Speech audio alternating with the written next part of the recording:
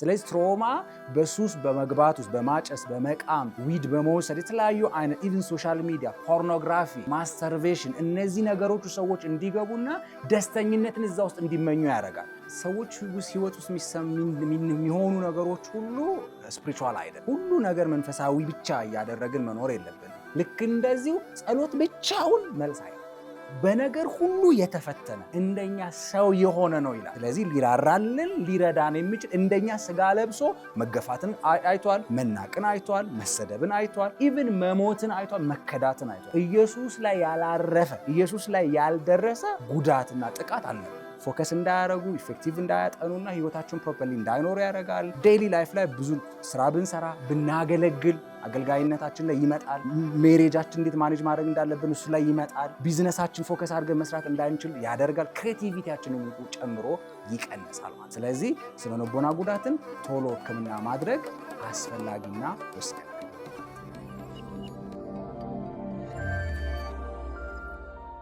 የተወደዳችሁ የማይፌሎ ቤተሰቦች እንዴት ሰነበታችሁ? ሳምንት ከትራውማ ጋር በተያያዘ ከእንግዳችን ከሆነው ከዳኒ ጋር ጥሩ ቆይታ እያሳለፍን ነበር። ቀጣዩን ክፍል ይዘን መተናል። አብራችሁን ሁኑ።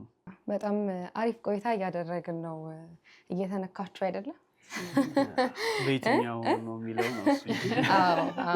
አይ ቲንክ ራሳችንን በደንብ እያየንበት ነው። አሁን በተለይ ስለ ቻይልድሁድ በደንብ ስንነጋገር እኔም ራሱ አሁን መለስ ብዬ የልጅነት ወቅቶቼን እየቃኘው ነበር በእያንዳንዱ በምታነሳቸው ፖይንቶች ውስጥና ስለዚህ ተመልካቾቻችንን በደንብ እየተጠቀሙበት እንደሆነ ነው የምናምነውና አሁን የልጅነት ጊዜን አነሳን ምን ያህል አፌክት እንደሚያደርግ የአሁን ቆይታችንን። ስለዚህ ደግሞ እስኪ አሁን መለስ ብለን የአሁኑን ደግሞ እንየው። አሁን ትራውማታይዝድ የሆነ ሰው በየትኛውም አይነት የትራውማ ታይፕ ዴይሊ ላይፉ አሁን በምን ያክል መጠን አፌክትድ ይሆናል? እስኪ ዴይሊ ላይፋችንን እንዴት እየነካው እንደሆነ ሲምፕል ኤግዛምፕሎች ብትሰጠን ይሄን እንድንቃኝ ብታደርገን እስኪ። ሁለንተናዊ በሆነ አቅጣጫ በጣም ቆንጆ ጥያቄ ነው የተነሳው። የሰውን ትራውማ የሰውን ሁለንተናን ይነካል። የሰውን ሁለንተና ማለት ነፍሱን መንፈሱንና ስጋውን እዛ ውስጥ ላይ ደግሞ በነፍስ ክፍሎች ውስጥ ያሉ የስሜቱን ዲሲሽን ሜኪንጉን ዴይሊ እያንዳንዱ ነገሮቹ ላይ ይመጣል። ሶሻል ላይፉን ስፒሪቹዋል ላይፎቹ ላይ እንኳን ይመጣል ማለት ነው። ስለዚህ ጉዳቱ አንድ ቦታ ተጎድቶ ሌላው ዝም የሚል አይደለም። ልብ ነው ሲጀምር የሚጎዳ የልብ ስብራት ነው አይደል? ቅድም ነው ልብ ደግሞ ለሰውነታችን ሁሉ የሚሄደው ደም የሚረጨው እንኳን ከልብ ነው። ስለዚህ ልብ ተጎዳ ማለት ሴንሲቲቭ ነው። አእምሮ ተጎዳ ማለት ሴንሲቲቭ ነው ማለት ነው። ስለዚህ ዴይሊ ላይፎቻችን ላይ ምንኖርበት ምንወስናቸው ውሳኔዎች ላይ የምናደርጋቸው ነገሮች ላይ በጣም ኢምፓክቱ የጎላ ነው ማለት ነው። እዚህ ውስጥ ላይ እኛ ስሜታዊ ፍጥረትም ነን። ስለዚህ ስሜታችን ምን ነገሮች ውስጥ ሊያልፍ ይችላል ማለት ነው። ለምሳሌ የማያቋርጥ ስጋት ወይም ፍርሃት ማለት ነው። አደጋ የደረሰበት ሰው ለምሳሌ በመኪና አደጋ ያየ ሰው መኪና አደጋ የደረሰበት መኪና ውስጥ የነበረ ሰው አካል ጉዳቱን ያጣ ሰው ሊሆን ይችላል። ዴይሊ ታክሲ መጠቀሙ አይቀርም። ዴይሊ ሞተር ዴይሊ ኤቭሪዴ ስለዛ ጉዳይ ይሰጋል። ኤቭሪዴ በቃ ጉዳት ነው አደጋ ነው እያለ ነው። ፍርሃት የማያቋርጥ ስጋት ይኖራል ማለት ነው። በቤተሰብ ላይ በቅርብ ዘመድ የተደፈረች ሴት ወይም ጾታዊ ጥቃት የተሞከረው እንኳን ሊሆን ይችላል። ግን አሁን ሰውን ስታይ ስለ ዘመድ ሲወራ ስለ ዲስከሽኖች ላይ አትወድም ማለት ነው። ሁሌም አለርም ያደርገዋል። አንደኛው የስነ ልቦና ጉዳቱ ምንድነው የሚያደርገው? የአእምሯችን ላይ አመግዳላ የሚባል የአእምሯችን ላይ ስሜታችንን በደንብ እንድንገልጽ የሚያደርግ ሪያክት እንድናደርግ የሚፈጥር የአእምሯችን አካል አለ። ያ ቦታ ምን ይሆናል? ሃይፐር አክቲቭ ያደርገው። አለርም ሙድ ላይ ያደርጋል። ላይክ አምቡላንስ ሁሌ እንደሚጮህ ህይወት ላይ በጣም ሰዎች ስንጎዳ አእምሯችንም አለርት ሙድ ላይ ይሆናል ማለት ነው። ያኔ ምን ይሆናል? ቶሎ መፍራት፣ ቶሎ መስጋት፣ ጥቃት ሊደርስብኝ ነው፣ ጉዳት ሊደርስብኝ የሚሉ ስጋቶች አሉ። ከዛ ውጪ ደግሞ ቶሎ መበሳጨት ስሜታችንን ስለሚጎዳ የሚወሩ ንግግሮች ደጋግሞ እኛን ሊነካን ይችላል ማለት ነው። ኢቭን ሰውነታችን ላይ ለምሳሌ የሆነ እጅ ላይ የሆነ ቦታ ቁስል ቢኖር ልብስ ሲነካ ሪቴት እናደርጋለን። ልክ እንደዚሁ የሚወራ ወሬዎች የሚደረጉ ነገሮች እያንዳንዱ ነገር ያበሳጭናል። የትዕግስት አቅማችን ይሟጠጣል ማለት ነው። ስለዚህ ዴይሊ ኢሞሽናችን እንደዛ እንሆናለን። ከዛ ውጪ ደግሞ ኢሞሽናል ነምብነስ ይባላል። ስሜት አልባ መሆን ማለት ነው።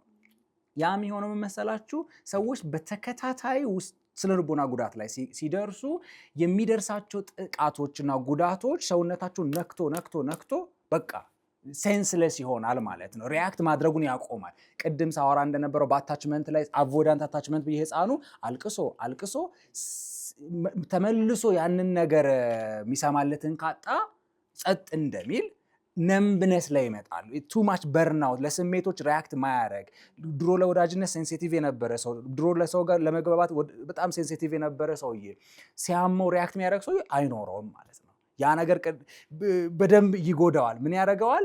ሰው ሪያክት እንዳያደርግ ለሚመጡ ስሜቶች ቫሊው ያጣል። ያ ነገሮች በጣም ይጎዳል ማለት ነው። አንዳንዱ ደግሞ የስሜት መለዋወጦች፣ ስሜቶች ይለዋወጣሉ። አሁን ደህና እየሳቀች የነበረች ልጅ በቅጽበት ተለውጣ ትበሳጭ ይሆናል፣ ትናደድ ይሆናል። የስሜት መለዋወጥ፣ የስሜት መዘበራረቅ ማለት ነው። አንዳንዱ ደግሞ የጥፋተኝነት ስሜት ላይክ የቤተሰብ አንድ አካል ሊሞት ይችላል። መጥቼ ቢሆን ኖሮ ተገኝቼ ቢሆን ኖሮ በእኔ ጥፋት ነው ባይነት ስለሚኖር ሁሌ ራስ ሼም ላይ ሁሌ ጊልት ስሜት ላይ መገኘት በጣም ይጎዳዋል ማለት ነው። ደስተኛ ለመሆን በጣም ይቸገራሉ። ሌላኛው እኛን የሚያስቀን ሌላን ሰው የሚያስቅ ነገር እነዛ ሰዎችን ላያስቅ ይችላል። እነዛ ሰዎችን ሪያክት ሊያስደርግ ይችላል ማለት ነው። ያ ነገሮች በጣም እየጎዳ ይሄዳል። በደንብ እንድትረዱ የምፈልገው በስሜት ላይ አይደለም ብቻ የሚያልቀው። ይሄ የስነ ልቦና ጉዳት ከስሜት ወዴት ይሄዳል መሰላችሁ? ወደ አካል ይሄዳል። ሰውነታችን፣ ሁለንተናችን ላይ፣ እጅ እግራችን ላይ ይመጣል ማለት ነው። ጨጓራችን ላይ ይመጣል ማለት ነው። ስለዚህ አንዳንድ ጊዜ ስነ ልቦና ጉዳት ያለባቸው ሰዎች ምን ያደርገው? የማያቋርጥ ድካም፣ በቃ ተኝተው በልተው ጠጥተው መበርታት ያቅታቸዋል። ሞቲቬት መሆን ያቅታቸዋል። ሰውነታቸው ይዝላል ማለት ነው። ሌላኛው ደግሞ የእንቅልፍ መቸገር፣ እንቅልፍ ኮንሲስተንትሊ መተኛት ያቅታቸው ሊሆን ይችላል። እንቅልፍ መዘባረቅ ሊሆን ይችላል። አንዳንዱ ደግሞ ቅዠት ማየት፣ ቶሎም ብንን ማለት፣ አንዳንዱ ረጅም ሰዓት ሳይተኙ መቆየት ሊሆን ይችላል። ምክንያቶቹ ምክንያቱም በተኙበት ቦታ ላይ ተደፍረው ሊሆን ይችላል። በተኙበት ቦታ ላይ ጾታዊ ጥቃት ተሞክሮ ሊሆን ይችላል። በተኙበት ቦታ ላይ ደግሞ ቤተሰብ በብዙ አደጋ ውስጥ ገብቶ ሊሆን ይችላል። የተፈጥሮ አደጋ ደርሶ ሊሆን ይችላል። በተኙበት የመሬት መንሸራተት፣ የእሳት አደጋ፣ ጎርፍ ደርሶ ሊሆን ይችላል። አሁንም ከተኛው የሆነ ነገር ያመልጠኛል፣ የሆነ ጉዳት ሊመጣ ይችላል። መተኛት የማረፊያ ቦታ እንዳይደለ ያስባሉ። የመደፈሩም እንዳልኳችሁ እንደዚያ ነገሮች ይመጣሉ። ጉዳቶቹ እንዳይተኙ እንዳይረጋጉ ያደርጋል። ሌላኛው ደግሞ ተከታታይ ተደጋጋሚ የሆነ ራስ ምታት፣ በቃ ለቀናት መረጋጋት ያቅታቸው ይችላል። ራስ ምታት፣ ከባድ የሆነ ራስ ምታት። ብዙ ነገር ሞክሯል እኮ ተኝተሻል? አዎ ተኝቻለሁ። መድኃኒት ወጥተሻል? አዎ፣ ግንስ አልቻለም። የሰሙት ነገር ትሪገር የሚያደርግ ነገር ወሬ እዛ ሰመን አውርቶ ሊሆን ይችላል፣ ወይ ያን ምክንያት የሚያደርግ ነገር ሆኖ ሊሆን ይችላል ማለት ነው። እንደዛ ነገሮች ይሆናሉ።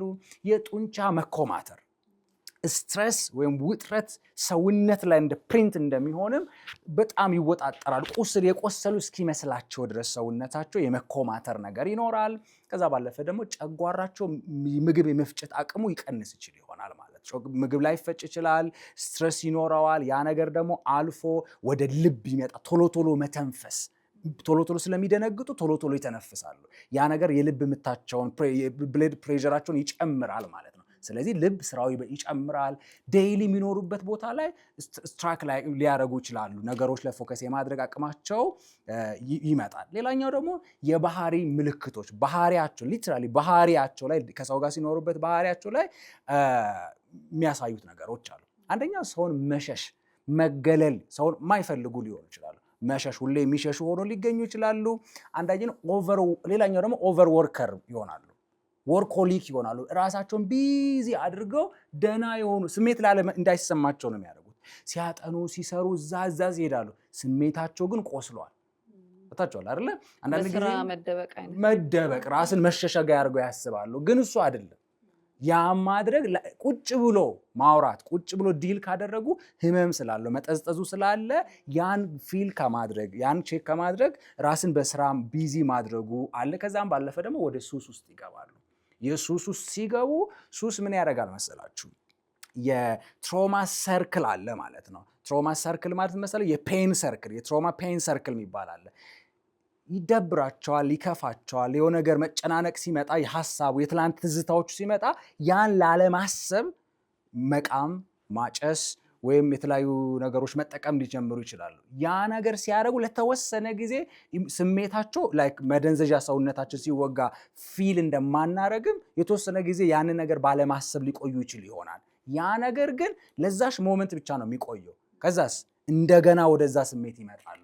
እንደገና ስላልተሻላቸው እንደገና ሱስ ይወስዳሉ ማለት ነው። ስለዚህ ትሮማ በሱስ በመግባት ውስጥ በማጨስ በመቃም ዊድ በመውሰድ የተለያዩ አይነት ኢቭን ሶሻል ሚዲያ ፖርኖግራፊ ማስተርቬሽን እነዚህ ነገሮች ሰዎች እንዲገቡና ደስተኝነትን እዛ ውስጥ እንዲመኙ ያደርጋል። ህይወት ላይ ደስተኛ ስላይደሉ በሱስ ውስጥ ደስተኛ ለመሆን ሲሞክሩ ራሳቸውን ትራውማታይዝድ የሆነ ሰው ለሱስ አዲክትድ የመሆን እድሉ ከፍተኛ ነው ማለት ነው። ስለዚህ አልፎም ደግሞ ራስን ወደ መግዳትም ያልፋሉ። አንዳንድ ሰዎች እጃቸውን ይቆርጣሉ፣ ራስን የማጥፋት አስተሳሰቦች ውስጥ ይገባሉ። ሰውነታቸው ላይ ይታያል፣ ሶሻል ላይፋቸው ላይ ይታያል በጣም ጉዳቱ ማለት። ከዛ ማህበራዊ ኑሮ ላይ ከሰው የመገለል ጥፋተኝነት ስሜት፣ ከሰው ጋር አለመቅረብ፣ ሰው ሁሉ እንደሚጎዳ ማሰብ፣ ወዳጅነትን ማጠናከር ሊያቅታቸው ይችላል። ያ ነገር ያልፋል። መጨረሻ ደግሞ ማነሳላችሁ ነገር ደግሞ መንፈሳዊ የሆነ ተጽዕኖ አለው።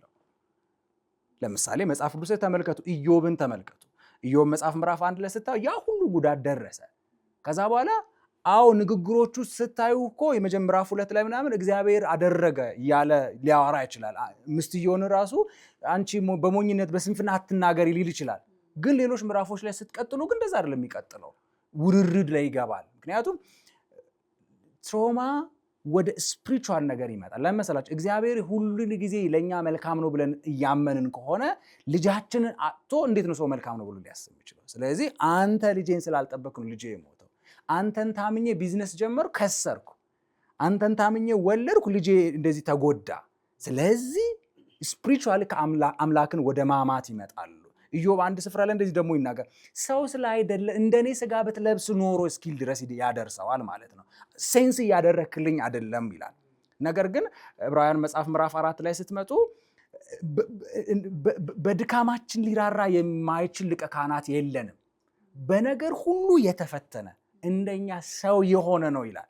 ስለዚህ ሊራራልን ሊረዳን የሚችል እንደኛ ስጋ ለብሶ መገፋትን አይቷል፣ መናቅን አይቷል፣ መሰደብን አይቷል፣ ኢቭን መሞትን አይቷል፣ መከዳትን አይቷል። ኢየሱስ ላይ ያላረፈ ኢየሱስ ላይ ያልደረሰ ጉዳትና ጥቃት አልነበረም።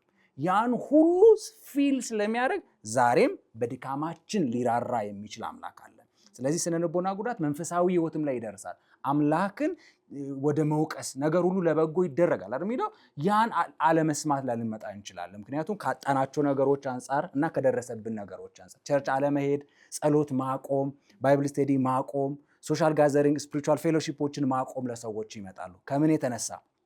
ጫናው አምላክ እንደዚህ አደረገኝ ከሚሉ አስተሳሰቦች የተነሳና ይሄ ዴይሊ ላይፋችንን በዚህ ልክ እየጎዳ ይመጣል። ስለዚህ ቶሎ እርምጃ ልንወስድ ያስፈልጋል። ቶሎ ህይወታችን ልናስተካክል ያስፈልጋል። ተማሪዎች ፎከስ ማድረግ አቅማቸው ሊቀንስ ይችላል። ትምህርት የሚማሩ የሚያጠኑበት ሰዓት ላይ ቤተሰቦቻቸው ጦርነት ያለበት አካባቢ ላይ ከሆነ ያን ዜና ቶሎ ቶሎ የሚሰሙ ከሆነ ያን የመስማት ስጋት ላይ አጎታቸው እንዳረፈ ሰምተው ቀጣይ ጊዜ መቼ ነው እናቴ የምትሞተው ስጋት ላይ ነው የሚኖሩት። ስለዚህ ኮንሰንትሬት አድርጎ ማጥናት አይችሉም። ለምን? አእምሯቸው ይበተናል ማለት ነው። አንድ ነገር ልንገራችሁ፣ እጃችን እንደዚህ ነው። እንዲህ ስናደርግና እንዲህ ብናደርግ የትኛው ብዙ ህመም ባለው ነገር ሊወጋ ይችላል? ስተጫነው ከሚለው በላይ ይሄኛው ማለት ነው። ራሱ ጉልበት ኤሪያው አለ አይደለ? ፎርስ አለ አይደለ? ላይክ ኤነርጂ ማለት ፎርስ ኦቨር ኤሪያ ነው ማለት ነው። ፎርሱ አለ፣ ኤሪያው ግን ሰፊ ከሆነ ይበተናል። ፎርሱ የነበረው ፎርስ ብዙ ቦታ ሲበተን ጥቂት ነው ኢምፓክቱ ማለት ነው። ነገር ግን ያ ሁሉ ጉልበት አንድ ቦታ ላይ ፕሬሸር ሲያሰፋው ጉዳቱን ያሰፋዋል ማለት ነው። ልክ እንደዚህ ልጆች ጤናማ ባልሆነ አስተዳደግ ያደገ ኢንሴኪዩር አታችመንት ያደገ ልጅ ዛሬ ትምህርት ቤት ላይ ፌል እያደረገ ያለበት ምክንያት፣ ትምህርት ላይ ፎከስ ማድረግ እያቃተ ያለው ምክንያት ትምህርት ስለማይገባ ብቻ አይደለም። የደረሰበት ቁስሎች አሉ፣ የተሸከመው ሸክሞች አሉ። እሱ ሸክም ለሸክም እየተደረበበት ዛሬ ትምህርት ቤት ላይ ፎከስ ማድረግ ሊያቅተው ይችላል። ጦርነት ሊሰማ ይችላል። ከዛ የቤተሰብ ኢኮኖሚካል ስታተስ ሊሰማ ይችላል። ቤት ውስጥ የታመመ ሰው ያለ ልጅ መቼ ሞተ መቼ እንደዚህ የሚል ስጋት ሆኖ ፎከስ ማድረግ ያቅታል። ጥናት ደግሞ ሲሪየስሊ ፎከስ ማድረግን ይጠይቃል። ሌላኛው ደግሞ ስነ ልቦና ጉዳት ፊዚካሊ የአእምሯችንን ሚሞሪ ላይክ አይምሮ ሃይፖካምፐስ የሚባል የአይምሮአችን ክፍል አለ። ይሄ ቦታ የተማርነውን ነገር ሴቭ የሚያደርግ ሚሞሪ ክፍል ማለት ነው። ያ ክፍል ስለ ልቦና ጉዳት ይጎዳል። ኢቭን ሽሪንክ ያደርግ ልክ እንደ ፔስታል ይኮማተራል ማለት ነው። ያን ያህል ጉዳት ሲያደርስ አሁን እዚህ ውስጥ ውሃ ያለው ዝግ ስለሆነ ነው መያዝ የቻለው። ልክ ስለ ልቦናቸው የተጎዳ ሲሆን ልባቸውና አይምሯቸው እንትን ነው ወንፊት ነው የሚሆነው። አጥንተው አይዙም። ማጥናት አንድ ፔጅ ላይ ቀኑን ሙሉ ይውላሉ፣ አይችሉም። በደንብ ቢያጠኑም አይችሉም። ያ ሁሉ ስነ ልቦና ጉዳት መበረዙ ተማሪዎች ኢፌክቲቭ እንዳይሆኑ ያደርጋል። ፎከስ ስፓማቸው ይሰፋል። ከዛ ቴሌግራም ላይ፣ ሶሻል ሚዲያዎች ላይ፣ ቲክቶክ ላይ ረጅም ጊዜ የራሳቸው ደስተኛ መሆን ሲፈልጉ ወደዛ ይሄዳሉ። ያ ነገር ደግሞ ብዙ ቶፒክ ነው ሶሻል ሚዲያ ላይ የሚመጣው። ቲክታክ ላይ ብዙ ነገር ይመጣል። አይምሯቸው ያን ሲሰማ ፎከስ እና ኮንሰንትሬት ማድረግ አቅሙ ይቀንሳል። ምክንያቱ ምን ነበር? ስነ ልቦና ጉዳት ነው። መፍትሄው ምን ነበር? ሶሻል ሚዲያ አዲክሽን እንዳይመጣ፣ ሰብስታንስ አዲክሽን እንዳይመጣ። ያ ሁሉ ነገር ደግሞ ፎከስ እንዳያደርጉ፣ ኢፌክቲቭ እንዳያጠኑና ህይወታቸውን ፕሮፐርሊ እንዳይኖሩ ያደርጋል። ዴይሊ ላይፍ ላይ ብዙ ስራ ብንሰራ ብናገለግል አገልጋይነታችን ላይ ይመጣል። ሜሬጃችን እንዴት ማኔጅ ማድረግ እንዳለብን እሱ ላይ ይመጣል። ቢዝነሳችን ፎከስ አድርገን መስራት እንዳንችል ያደርጋል። ክሬቲቪቲያችንን ጨምሮ ይቀንሳል ማለት ነው። ስለዚህ ስነ ልቦና ጉዳትን ቶሎ ህክምና ማድረግ አስፈላጊና ወሳኝ ነገር ነው ለማለት ነው። ቴንክ ዩ በጣም አሁን እኔ ካርድ አውጥቼ ወደ ህክምና በጣም እንደዛ እያሰብኩኝ ነው። ከዛ ቦታ ካገኘ ለእኛም ሪኮመንድ ታደርጋለህ? ማይ ፊሎ ነው። ስለ ትራውማ አይ ቲንክ በጣም ክሊር የሆነ አንደርስታንዲንግ ኑሮናል ብዬ አስባለሁ። ፒቲኤስዲ ምንድን ነው? ፖስት ትራውማ ስትረስ ዲስኦርደር ሲምፕተሞች ውስጥ ምንድን ናቸው የሚለውን ነገር የተወሰነ ብታነሳልን ጥሩ ይሆናል። ፒቲኤስዲ ማለት ፖስት ትራውማ ስትረስ ዲስኦርደር ነው። ይሄ ማለት ከስነ ልቦና ጉዳት በኋላ ሰዎች ውስጥ የሚፈጠር የባህሪ፣ የዲሲሽን፣ የብዙ ነገር ሪያክሽኖች ማለት ነው። ይሄ ስነ ልቦና ጉዳት አንዴ ደርሶ ሊሆን ይችላል። ከዛ ጉዳት በኋላ ሰዎች በሳምንት ውስጥ፣ በወር ውስጥ አልፎም በአመት ውስጥ ላይ ሊያሳዩ የሚችሉበት ምልክቶች ማለት ነው። አንደኛ የሚያደርጉት ምልክት እንደገና ያንን ህይወት መኖር። መኪና አደጋ አይተው ከሆነ መኪና ህልም ላይ በተኝተው ቦታ የሆነ ቦታ ላይ አደጋው ነው የሚታያቸው። እንደገና መንቀጥቀጥ፣ ያኔ እንደተንቀጠቀጡ አሁንም ይንቀጠቀጣሉ። አእምሯቸው መለየት አይችልም። ዛሬ መኪና አደጋ ቲቪ ላይ አይተው ራሱ ልክ እንደ ድሮ እነሱ ቦታው ላይ እንደነበሩ ሊሰማቸው ይችላል ማለት ነው። ያንን የነበረውን ሁነት ደግሞ መኖር፣ ድጋሚ ትራውማታይዝድ ይደረጋሉ። ሪሊቭ ማድረግ እንደገና የመኖር ማለት ነው። ያንን ላይፍ እንደገና የመኖር እድላቸው ይሰፋል ማለት ነው። ምክንያቱም ጉዳቱ ነው የደረሰው። ያ ጉዳት ደግሞ አሁን እንዳለ አድርገህ ፊል እያደረግከው ነገር ነው። በቃ አይምሯችን ቅድም ብያቸዋለሁ፣ ሃይፖካምፐስ የሚሞሪ ቦታ ነገሮችን የሚይዝ ትላንትና ዛሬ ነገ ብሎ አለ አይደል ቀናቶች። ያን ስለሚጎዳ ስሜቱ ትላንት ነው ብሎ አይደለም ሰውነቱ የሚያውቀው፣ አሁን ነው ብሎ ነው የሚያውቀው። ሰው ለምሳሌ በልጅነት የተደፈረች ሴት ጾታዊ ግንኙነትን ዋጋ እንደሌለው አድርጋ ልታስብ ትችላለች። አግብታም ቢሆን ባሏ ወደ እሷ ሲመጣ ፖዚቲቭ ላትቀበል ትችላለች፣ ልትንቀጠቀጥ ትችላለች፣ ልትፈራ ትችላለች። ትላንት ነው ብሎ የሚለው ነገር የለም። ስሜቱ ስላልዳነ ቁስሉ እንደዛው ነው፣ ይጠዘጥዛል፣ ይመረቅዛል፣ እንደዛ ይነሳል። እንደገና መኖር። ሌላኛው ደግሞ ፒቲኤስዲ ላይ የምናየው ነገር ደግሞ መሸሽ፣ ያን ሁኔታ የሚመስሉ ነገሮች ለምሳሌ ግጭት ሪሌሽንሺፕ ላይ ገብቶ ሪሌሽንሺፕ ላይ ብዙ ጊዜ የሚያሳልፉበት ካፌ ከሆነ ያን ካፌ ሲያልፉ አይምሯቸው ወደዛ ያስባል። ያን አለመግባትን በሆነ ፕሮግራም እዛ ቦታ መገኘት ብቻ ራሱ ደስ አይላቸው፣ በየትም ብሎ መቀየር ሊፈልጉ ይችላሉ። አእምሯቸው ያንን ሁኔታ የሚመስል ድምፅ፣ ቦታ፣ ጊዜ ይሸሻሉ ማለት ነው። ለምሳሌ እንደዚህ ስለ ልቦና ጉዳት እንደ ቲም ፓራገን ስልጠና በምንሰጥበት ጊዜ ላይ ስልጠናውን ለመስጠት የሄድንበት ቦታ ላይ ፊኛዎችን የሚያማምሩ ነገሮችን አደረግንና ስልጠና መስጠት ተጀመረ ማለት ነው። ልክ ስልጠናው እየተሰጠ በዛ መሀል ላይ ምን ሆነ? ከፊኛዎቹ መሀል አንዱ ፈነዳ ማለት ነው። በሞመንት ሙሉ ስልጠና የሚሰነጥሩ ሰዎች ምን ሆኑ? ከወንበር ስር ሆኑ ማለት ነው። ለካ ያ የጦርነት ቀጠና ነበር። ከጦርነት በኋላ ነበር ስልጠና ልንሰጥ የነበረው። ስለዚህ ፈንጂ ሲፈነዳ ሰምተዋል፣ ቦምብ ሲፈነዳ መሳሪያ ድምፅ ሰምተዋል። ስለዚህ ፊኛ ነው የሚል አይምሯቸው ላይ የለም። የመሳሪያ ድምፅ ነው። አሁንም ይሄ ነገር ሊፈጠር ነው የሚል አስተሳሰብ ማለት ነው። ራሴ በእኔ ህይወት ላይ ይሆናል። አንድ ጊዜ ከጓደኛዬ ጋር ከአንድ ከተማ ወደ ሌላ ከተማ እየመጣን ነበር ማለት ነው። ያ ጓደኛዬ ጦርነት ቀጠና ላይ የተማረ ነበር ማለት ነው። ከዛ ጦርነት ካለበት አካባቢ ስለመጣ አብረን እየተጓዘን እያለ በድንገት መኪናው በፍጥነት እየሄደ ጎማው ፈነዳ ማለት ነው። ድምፅ አሰማና መኪናው ወደ ጥግ ሹፌሩ ወሰደ። እኔ ምንም አልደነገጥኩም፣ ግን ጓደኛው ወዲያውኑ ደነገጠ። ወዲያውኑ በቃ ለምንድን ነው ስጠይቅ፣ ምክንያቱም ያ ጦርነቶች ላይ ያ ረብሻዎች ላይ ከመቼ መቼ ፈንጂ ተወረወረ፣ ከመቼ መቼ በድሮን ተመታው፣ እንደዚህ ስጋቶች ውስጥ ገቡ ማለት ነው። ስለዚህ ራሱ ደግሞ መኖርም አለ፣ ከነገሮች መሸሽ፣ መኪና መሸሽ፣ ማምሸት። አንዳንድ ሰው አምሽተው ተዘርፈው ሊሆን ይችላል፣ አምሽተው ተደፍረው ሊሆን ይችላል። ቦታውን መሸሽ፣ ቦታውን አለመፈለግ ሊሆን ይችላል ማለት ነው። ከነገሮችም ከሁኔታም ከሽታ ለምሳሌ ሽቶ የድሮ እጮኛዋ ሽቶ የሚጠቀመው ሽቶ አድርጎ በእጮኝነት ጊዜ ላይ ደፍሯት ሊሆን ይችላል፣ ክዷት ሊሄዶ ሊሆን ይችላል።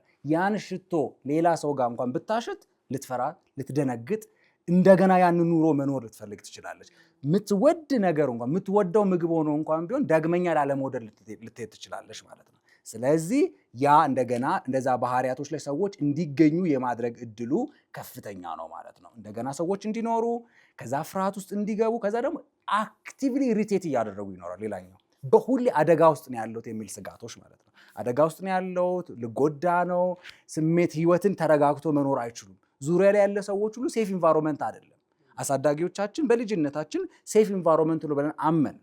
ያ እነዛ አካላት ደፍረው ከሆነ አስቡ፣ ደብድበውን ከሆነ ጥቃት አድርሰውን ከሆነ ከዛ በኋላ እነዛ ሰዎችን አንወድም። ሴፍ ኢንቫይሮንመንቶቻችን የተጎዳ ሲሆን ነፃ ሆነ መንቀሳቀስ ሰውን ማመን ያቅተናል ማለት ነው። ሰውን አለማመን፣ ሶሻል ከሰው ጋር ያለን ላይፋችን መበላሸት እና ህይወታችን በብዙ ነገር የተዘበራረቀ ይሄዳል ማለት ነው። ስለዚህ ፖስት ትራውማ ስትረስ ዲስኦርደር ሙዳችን በብዙ ነገር ይወስደዋል፣ ከፍም ያደርገዋል፣ ዝቅም ያደርገዋል። በእነዚያ ነገሮች ውስጥ እንድናልፍ ህይወትን እንደገና መኖር እንድንችል ከልክ ያለፈ ፍርሃት፣ ከልክ ያለፈ ስሜቶች ውስጥ እንድናልፍ ያደርገናል ማለት ነው። ሰዎች በእነዚህ ስሜቶች ሲገኙ ያ ነገር እየረዘመ ከመጣ ቤተክርስቲያን ትኩረት ልታደርግ ያስፈልጋል። ዙሪያ ላይ ያሉ አካላት ሕክምና እንደሚያስፈልግ ሊያንገበግባቸው ያስፈልጋል። ልክ እጅ ተቆርጦ እግር ተቆርጦ ቶሎ ትኩረት እንደሚደረግም ዙሪያ ላይ ያሉ አካላት ቶሎ ወደዛ ሐሳብ ሰዎች እንዲመጡ ማድረግ በጣም አስፈላጊና ወሳኝ ነገር ነው ማለት ነው። አለዚያ ሰዎች የማያቋርጥ ትግል ውስጥ ሊያልፉ ይችላሉ። ስሜታቸው፣ ሐሳባቸው፣ ብዙ ነገሮቻቸው ኢፌክቲቭሊ ማድረግ ይከብዳቸዋል። ክስተቱ ድሮን የተከሰተው አሁን እንደተከሰተ ህይወትን መኖር፣ ከነበሩ ሁኔታዎች ደግሞ መሸሽ፣ ከዛ ደግሞ ቱ ማች አለርትድ መሆን፣ ነገሮቹ አሁንም እንደተፈጠረ እያደረጉ መኖር ማለት ነው። ከዛ አስተሳሰባቸው የተዛባ ነው። በወንድ የተደፈረች ሴት ወንድ መጥፎ ነው እያለች ልትኖር ትችላለች። በሴት የተደፈረ ወንድ ደግሞ እንደዛው ማለት ጀነራላይዝ ኦቨር ጀነራላይዝ ያደርጋል። ወደ ኮንክሉዥን ጃምፕ ወደ ማድረግ ማለት ነው። ስለዚህ ኮግኒቲቭ ቢሄቪራል ቴራፒዎች ላይ በደንብ ሂሊንጎች ላይ በደንብ እናወራለን እና ሰዎች ኮግኒቲቭ ማሰብ አቅማቸው ስለሚበላሽ በስሜት ብቻ እየኖሩ ይኖራሉ። ስለዚህ ፒቲኤስዲ የሚጎዳው በዛ ልክ ነው። ጎርቶም ደግሞ ዴይሊ አክቲቪቲዎቻችን ኢፌክቲቭሊ እንዳንሆን ያደርጋል። ሁሉም ትሮማት ፒቲኤስዲ አይሆንም። መረዳት ያለብን ነገር ትሮማታይዝድ ሆነ ማለት ዴይሊ በዚህ ልክ እስኪገኝ ድረስ ትሪትመንት አያስፈልግም ማለት የለብንም። አንዳንድ ጊዜ ሰዎች ላያውቁ ይችላሉ። ፒቲኤስዲ ኖሮ ሰዎች የማያውቁበት ምክንያቶች አሉ። ፒቲኤስዲ ላይ ነው ምክንያቱ ተጎድተዋል። ፖስት ትራውማ ስትረስ ዲስኦርደር ላይ ያለፉ የተነጫነጩ ምናምን የኔ ባህሪ ነው እያሉ ያልፋሉ። መነጫነጭ እኔ ባህሪ ነው እንደዚህ መሆኑ እኔ ጎበዝ አይደለሁም አካዳሚክስ ላይ የሆነ ፌል አድርጎ ከሆነ ራስን አለመቻል እያደረጉ እየሰየሙ ይኖራሉ። ሰው እንደዛ ስትረስ ውስጥ ዲስኦርደር ውስጥ እየኖረው እንኳን ላያቅ ይችላል። ነገር ግን በስነ ስርዓቱ ዲል ማድረግ ያስፈልግ። ልክ እንደዚህ አይነት ፖድካስቶች እያንዳንዳችን ውስጥ ያሉ ችግሮች ምን እንደሆነ እንዲገባን፣ አሁን ዙሪያችን ላይ ያሉ ሰዎችን ራሳችንን ጨምሮ የምናሳያቸው ስሜቶች፣ የዲሲሽን አቅማችን፣ ህይወቶቻችን ላይ የምናደርገው ነገሮች ሁሉ ምን እየሆነ ነው፣ ስለዚህ መፍትሄው ምንድን ነው ወደምልበት እንድንመጣና ወደ መፍትሄ እንድንመጣ ያደርጋል ማለት ነው። ትሩ ታይም ዲቨሎፕ ሊያደርግ ይችላል አሁን ፒቲኤስዲ ለምናወራው ወይንስ ደግሞ ዲፍረንስ ይኖረዋል ወይ? በታይም ዲፍረንስ ውስጥ ጊዜ ይፈቷል እንዳለው እንደሱ አይነት ነገር አይፈታው። ባጭሩ ፒቲኤስዲ ያብሰውም ሊሻልም ላይክ የሁለቱንም አንገል። ምንድነው ፒቲኤስዲ ቶሎ ትኩረት ከተደረገ ሰዎች ሪያክት ማድረግ ሲጀምሩ ላይክ መንቀጥቀጥ፣ መፍራት፣ ለነገሮች ለቦታውም ለሽታም ለብዙ ነገሮች ሪያክት ማድረግ በጀመሩ ሰዓት ቶሎ ትሪትመንት ከተደረገ ያ ባህሪያቶች ይቆማሉ። ምክንያቱም ሸክም ነው። ላይክ አሁን አንድ ሰው በጣም ተሸክሞ ላይክ 50 ኪሎ የተሸከመ ሰው ሲራመድ ላይክ ፍጥነቱ ብዙ ነገሮች አሉ። ልክ ሸክሙ ሲነሳ ይስተካከላል ማለት ነው። ቀና ይላል፣ ጉዳቶቹ ሰውነቱ ላይ አይደርስም። በየቀኑ ያን የሚሸከም ከሆነ ወገቡ ሊሰበር ይችላል፣ ብዙ ነገሮች ጉዳቱ እየቀጠለ ይሄዳል ማለት ነው። ስቲል ሆልድ እስካደረገው በስነ ስርዓቱ ነገሩን በተሸከምነው ቁጥር የልብ ስብራት ነው ላይታይ ይችላል ማለት ነው። አልፎም እስከ ሞትም ያደርሳል። ስነ ልቦና ጉዳት በስነ ስርዓቱ ካልታከመ እነዚህ ባህሪያቶች ሰዎች እያሳዩ እንኳን በቂ ሐኪም ካላገኘ፣ ቤተክርስቲያን ትኩረት ካላደረገች፣ ቤተሰብ ትኩረት አድርጎ ዝም ብሎ ከመግፋት ይልቅ ሰው ነው ይጠቅማል፣ ያስፈልገዋል። ምክንያቱም ስነ ልቦና ጉዳት መዳን የሚቻል ነገር ነው። ስለዚህ ቶሎ ወደዛ እስካልተመጣ ድረስ ያ ነገር ለሳምንት ለወር አልፎም ለዓመት እድሜ ዘመንም ሊደርስ ይችላል። እድሜ ዘመን ሲደርስ ደግሞ እድሜያችን ቆርጦ ቀድሞ ገድሎን ነው የሚጨርሰው ማለት ነው። ስለዚህ ቶሎ እርምጃ መወሰዱ እጅግ አስፈላጊ ነገሮች ናቸው ማለት ነው። እኔ ግን አሁን ቅድም ስለ ትራውማ በጣም እየተነሳ ካለው ውስጥ ትራውማን በጣም ከባድ ሊያደርግ ከሚችል ነገር ውስጥ አንዱ ይሄ በቅርብ ሰው መጎዳት፣ ይሄ ወይ በምታምኚው ሰው መከዳት፣ በቅርብ የኔ በምትይው ሰው መጎዳት የበለጠ ህመሙን ከፍ የሚያደርገው። ያው እኛ መንፈሳዊ ሰዎች ነን፣ በጸሎት በደንብ እናምናለን። ብዙ ነገር መልስ ያለው እዛ ነው ብለን ነው የምናምነው። እውነትም ነው እሱኛው። በእርግጥ ከትራውማ ጋር በተያያዘ ግን ከመንፈሳዊ ነገር ጋር ማያያዝ የስፒሪቹዋል ፕሮብሌም አድርገን ወይ ከዲሜኒክ ነገር ጋር እናያይዛለን። ከዛ ሁሉ ነገር ደግሞ ሁሉን ነገር አይን ጨፍነሽ በመገሰጽ ብቻ ከዛ ነገር ነፃ እንደምንሆን ምናምን በደንብ እንደ አይነት የተሳሳቱ አይነት እንትኖች አሉ። ቅድም ላልከው በማማከር ቸርች ውስጥ ባሉ አይነት አሁን ዳኒ ቸርች እንዳሉ አይነት የአገልግሎት ዘርፍ መጥተው ቁጭ ብለው ዲል በማድረግ ተፈውሰው ይሄዳሉ። ከዛ ስፒሪቹዋሊ ደግሞ የበረቱ እንዲሆኑ መንፈሳዊ ገዛዎች ምናምን ይደረግላቸዋል።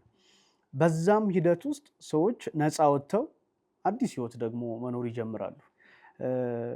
እሱን አለማግኘት እና ልክ በዚህ አይነት ተጠቅተው የሚወጡ ሰዎች ሲኖሩ ድሮም እኮ መንፈሳዊ ነገር ላይ ችግር አለባት፣ ድሮም መንፈሳዊ ነገር ላይ መች ጸልያለች፣ መች ህብረት፣ ይሄ እንዴት ነው ብቻ ሪሌት የምናደርጋቸው ነገሮች አሉ። መንፈሳዊ ችግር ብቻ ነው ትራውማ፣ እንደዛስ ማሰባችን ትክክል ነው ወይ የሚለውን ነገር ጥቂት ብታነሳልን ጥሩ ይሆናል ብዬ አስባለሁ። አይ በደንብ አይ ቲንክ እዚች መስመር ላይ ይመስለኛል አሁን እቺን መስመር በትክክል ካልነገርከን ከንቱ ነው የሚሆነው። ምክንያቱም ኃጢአት ነው ብለን ነው የምናስበው። አሁን እንዴት ነው በጸሎት ሊረዳ ሊያግዘን የሚችል ሰው ጋር ነው እንጂ ቶሎ ለመደወል የምናስበው እንዴት ነው አንድ ሳይካትሪ አንድ ሳይኮቴራፒ የሚሰጥ አካል ጋር ሂዶ እንትን ማድረግ በእግዚአብሔር ቦታ ማስቀመጥ ነው። ማን ስለሆነ ሲጀመር የለመድነው ደግሞ በሽታ ፊዚካል ብቻ ነው፣ ውስጥም ውጭም ቢሆን ከስጋት ትራውማ ኢመርጀንሲ ሕክምና ሊያገኝ እንደሚገባ በደንብ ሪያላይዝ ያደረኩት ዛሬ ነው ብዬ ነው የማስበው። እና ኢመርጀንሲ አለርት ሲያደርግ ቶሎ ልክ ጣት ሲቆረጥ ምናምን ብለሽ ቶሎ ሕክምና ሊደረግለት። ምክንያቱም እንደውም ከፊዚካል ጉዳት በላይ የልብ ስብራት ህመሙ በጣም ይሄ እንደ ሀገር ሁሉ ብዙ ነገር ሊያናጋ የሚችል ነው ብዬ ነው የማስበው። እና እንዴት ነው ቤተክርስቲያን አካባቢ ሰላም ነው? እንደ አይነት ነገሮች እንዴት ነው ያለው ነገር የሚለውን ነገር እቺን አስምረን ወደ ሂሊንግ ፕሮሰሱ ብንሄድ ጥሩ ነው ብዬ ስላሰብኩ። በጣም ቆንጆ ሀሳብ ነው ያነሳችሁት። እና ሰዎች ህይወት ውስጥ የሚሆኑ ነገሮች ሁሉ ስፒሪቹዋል አይደለም። ሁሉ ነገር መንፈሳዊ ብቻ እያደረግን መኖር የለብንም። ማንነታችን ሁለንተናችን ብዙ ነገር ነው። ስሜታዊ ማንነት አለ፣ የአእምሮ የማሰብ ኢሞሽናል፣ ሳይኮሎጂካል፣ ኢንቴሌክቹዋል አለ፣ ፊዚካል አለ እና ስፒሪቹዋል አለ። እነዚህ ነገሮችን ሁሉ ነው የሚጎዳው ትራውማ ማለት ነው። ተመሳሳይነት ያላቸው ነገሮች አሉ። ሰው በሰይጣን ዶሚኔትድ ሆኖ በዛ ስርዓት ውስጥ ሲገኝና በስነ ልቦና ጉዳት ውስጥ ስፔሻሊ በጣም አፌክትድ የሆኑ ሰዎች የሚያሳዩቸው ባህሪያቶች ተመሳሳይነት ሊኖር ይችላል። አጋንንት ፖሰስድ የሆነ ሰውዬ የሚያሳይባቸው ባህሪያቶችን በስነ ልቦና የተጎዱ ሰዎች ባህሪያቱን ደግሞ ሊያሳዩ ይችላሉ ማለት ነው። ያ ማለት ደግሞ አይተካም። ሊትራሊ ሰውዬው ምንድን ነው እየሆነ ያለው በስነ ስርዓቱ ማጤን አለብን። ጸልየን ጾመን ካልዳነ ኦኬ ሌላ ሕክምና ያስፈልጋል ማለት ነው። ያ ማለት ታመን ሐኪም ቤት ሄደን እኮ መድኃኒት ተሰጠበት መድኃኒት ብቻ አንውጥም። ምግብ እንበላለን አይደለ? መድኃኒቱ ብቻ አንውጥም። ልክ እንደዚሁ ጸሎት ብቻውን መልስ አይሆንም። እንትን ከሆነሳ ለምሳሌ አሁን ጌታ ኢየሱስ ክርስቶስ ደቀ መዛሙርቶቹ አንድ በአጋንንት የተያዘ መጥቶ ቢሉ አልወጣ አለ። ከጸሎት ሲመለስ ይሄ እኮ በጾም ጸሎት ካልሆነ በቀር አጥብቆ መጸለይ ስለወጣ ያመጣው እንደዛ የሚያስበው ይኖራል። አሁን ይሄ በጣም ይሄ በደንብ ማወቅም በደንብ ጥንቃቄም ግን የሚፈልግ ኮንሰፕት ይመስለኛል። አሁን ዳኒ ራሱ እያለው እኔ ትንሽ እየተጨነቅኩ ነበር። አሁን ጸሎቱ ብቻውን መልስ አያመጣም ስንል እንዴት ነው? አሁን እኔ ለምሳሌ እየገባኝ ያለው ለምሳሌ እኔ እሺ ልጅ ባሳድግ እና ያ ልጅ ዕውቀት ያለው ሰው እንዲሆን ብፈልግ ወደ ትምህርት ቤት መላክ አለብኝ። አይ ቲንክ እንደዛ ነው።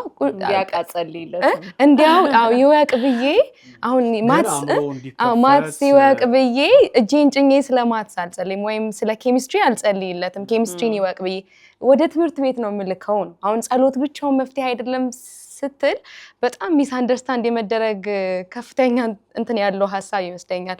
ሰው በቃ ፕራክቲካሊ ቴክ ማድረግ ያለበት ነገር አለ ነው። እግዚአብሔር ነው እኮ ጥበብን የሚሰጥ። እግዚአብሔር የሰጠውን ጥበብ ሄደን ሲክ የምናደርግበት ወይ አለ። ፍሬን ደግሞ የሚሰጠው እግዚአብሔር ስለሆነ ደግሞ የምንጸልይበት ደግሞ የጸሎት ዳይሬክሽን አለ። እሱን እያወራህ እንደሆነ ላይክ አጽንኦት ሚስ አንደርስታንድ እንዳይደረግ። ዋው ይህን ያሉ የተጠቃ ነው።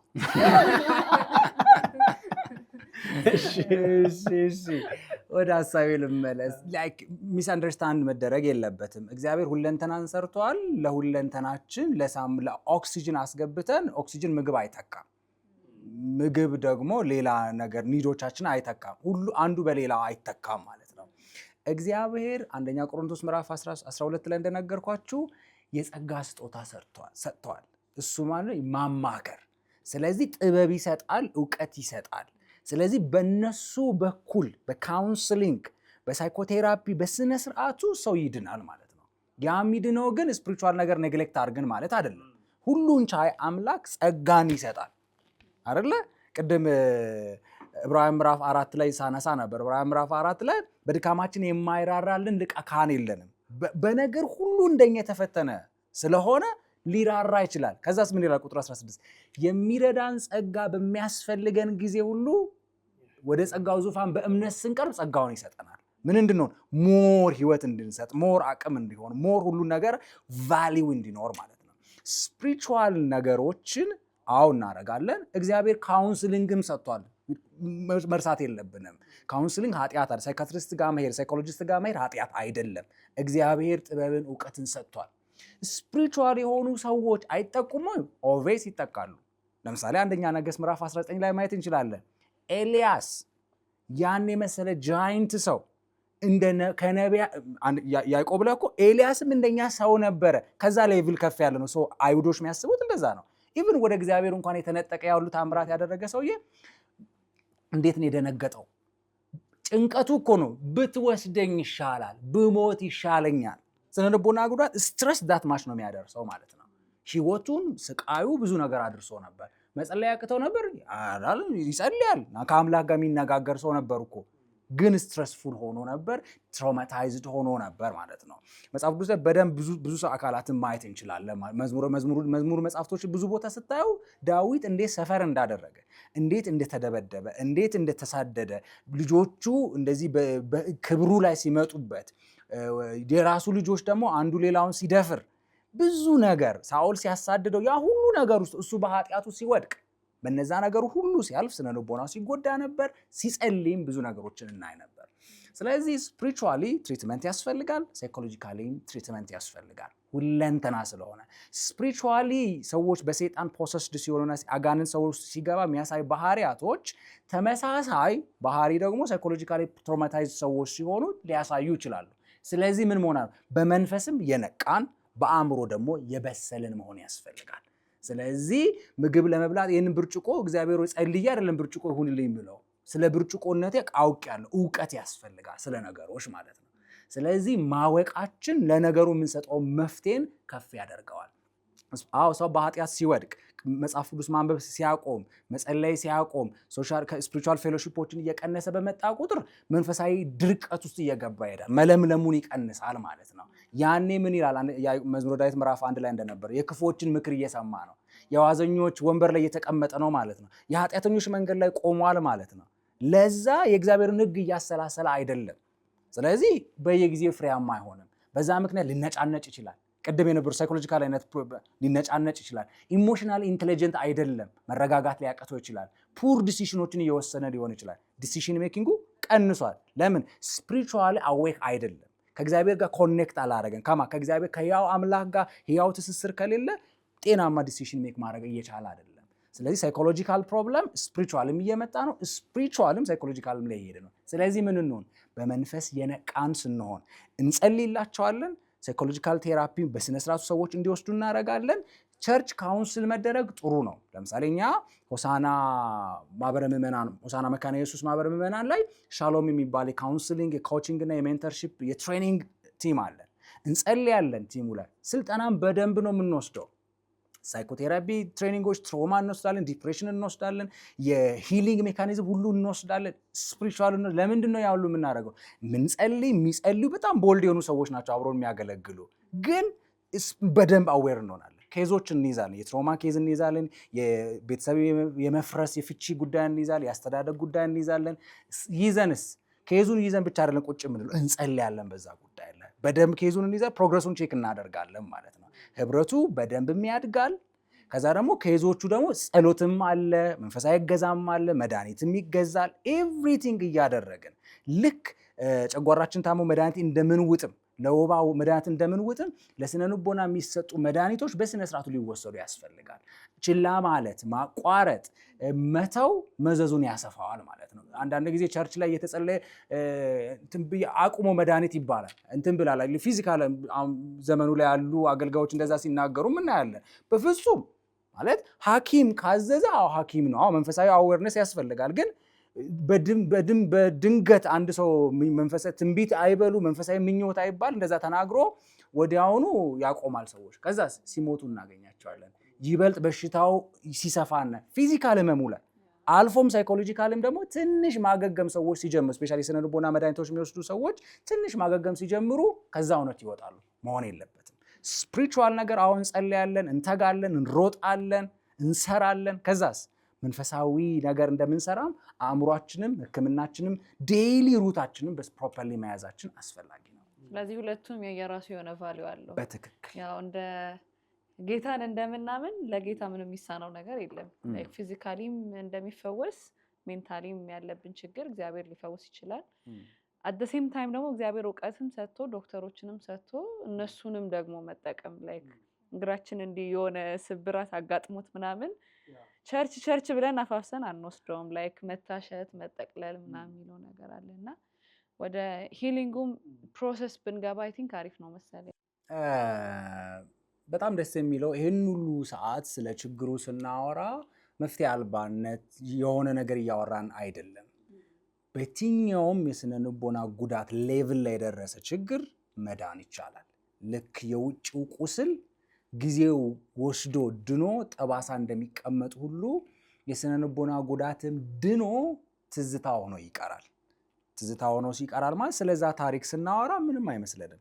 እንደዚህ ምናምን እያልና መዳናችንን ነው ብናነሳውም ለሌሎች ማስተማሪያ ይሆናል እንጂ እኛ ድነናል ማለት ነው። አንድ ሰው ሲድንና ሳይድን ታሪኩ ትዝ ሲለው ልዩነት አለ። ቅድም እንዳልኳችሁ ሳይድን ከሆነ ያልዳነ ሰው ከሆነ ምንድነው የሚያደርግ? ቀድሞ ስለዛ ታሪክ ሲያስብ ስለዛ ታሪክ ሲያወራ ሪቴት ያደርጋል፣ ይደነግጣል፣ ይፈራል። ስሜቶቹ አሉ ማለት ነው። ድኖ ከሆነ ልክ ሰውና እጃችን እግራችን ላይ ጠባሳ እኮ ይኖረናል።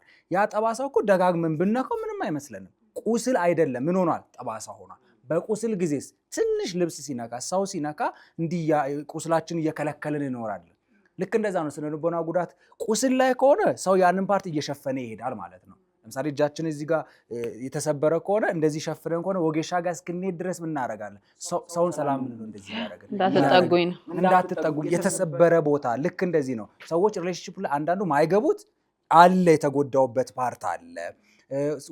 ቢዝነስ ለመግባት ያቅታቸዋል፣ አካዳሚክስ ለመቆየት ያቅታቸዋል። የተሰበሩበት መንገድ ያንን ነገር እንዲጠሉት ላይ ያደርጋል ማለት ነው። ከዛ በእነዛ ጉዳዮች ስለዚህ መዳን ይቻላል። ምክንያቱም ኢየሱስ ክርስቶስ የሁሉ መልስ ነው። መልስ የሆነው ኢየሱስ ደግሞ በእኛ ውስጥ ነው የሚኖረው።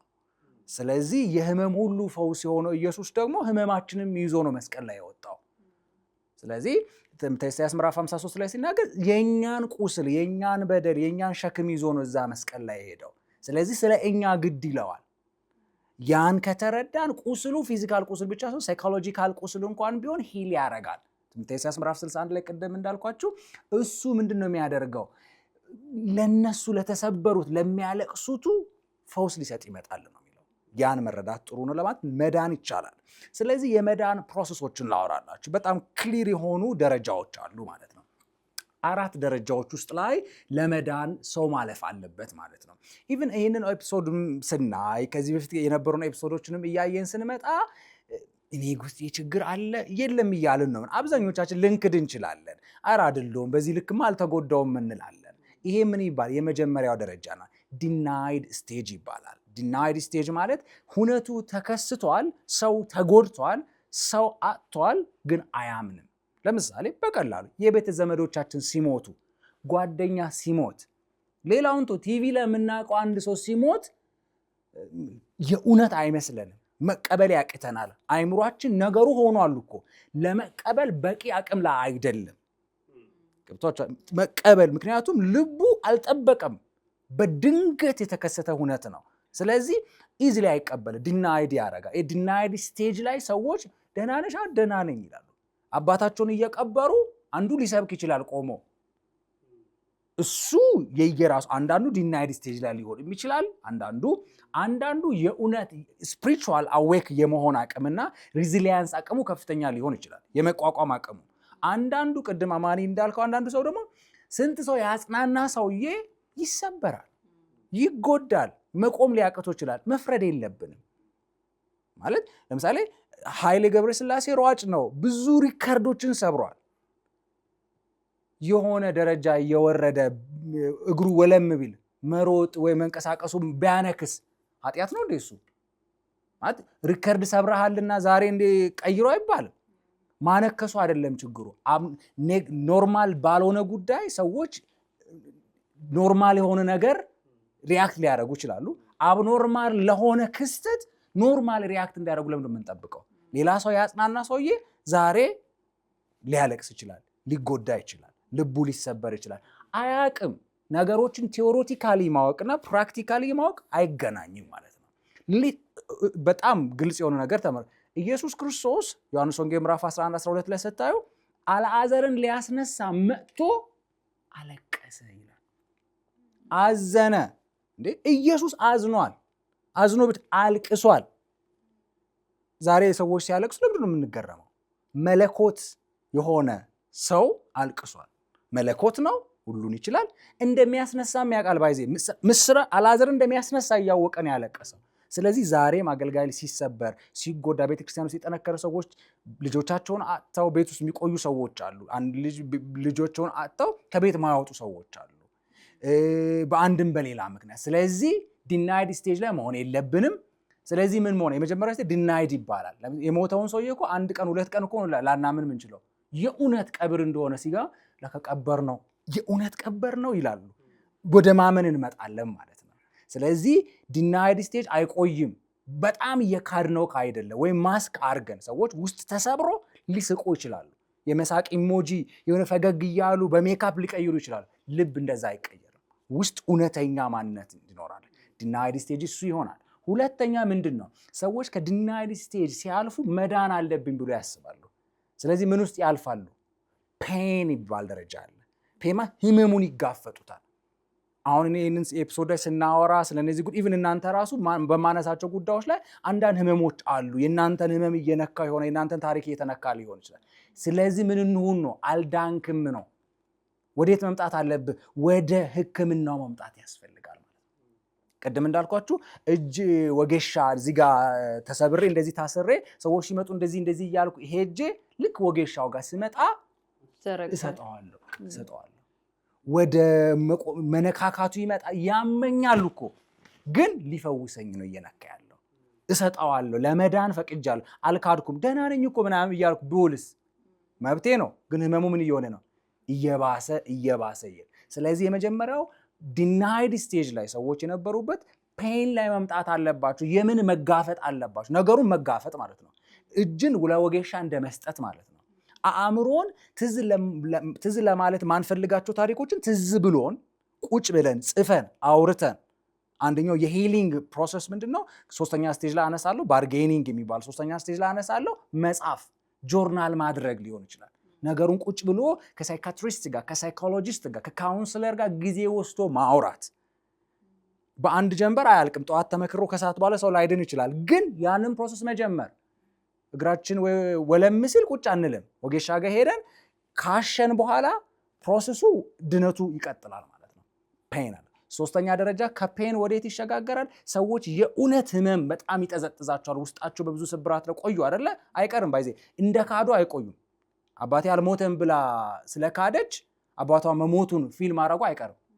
ሞመንት ፔን ማለት ህመሙ ሲሰማችሁ ያ ተከድኖ የቆየው ነገር ሲከፈት ማለት ነው።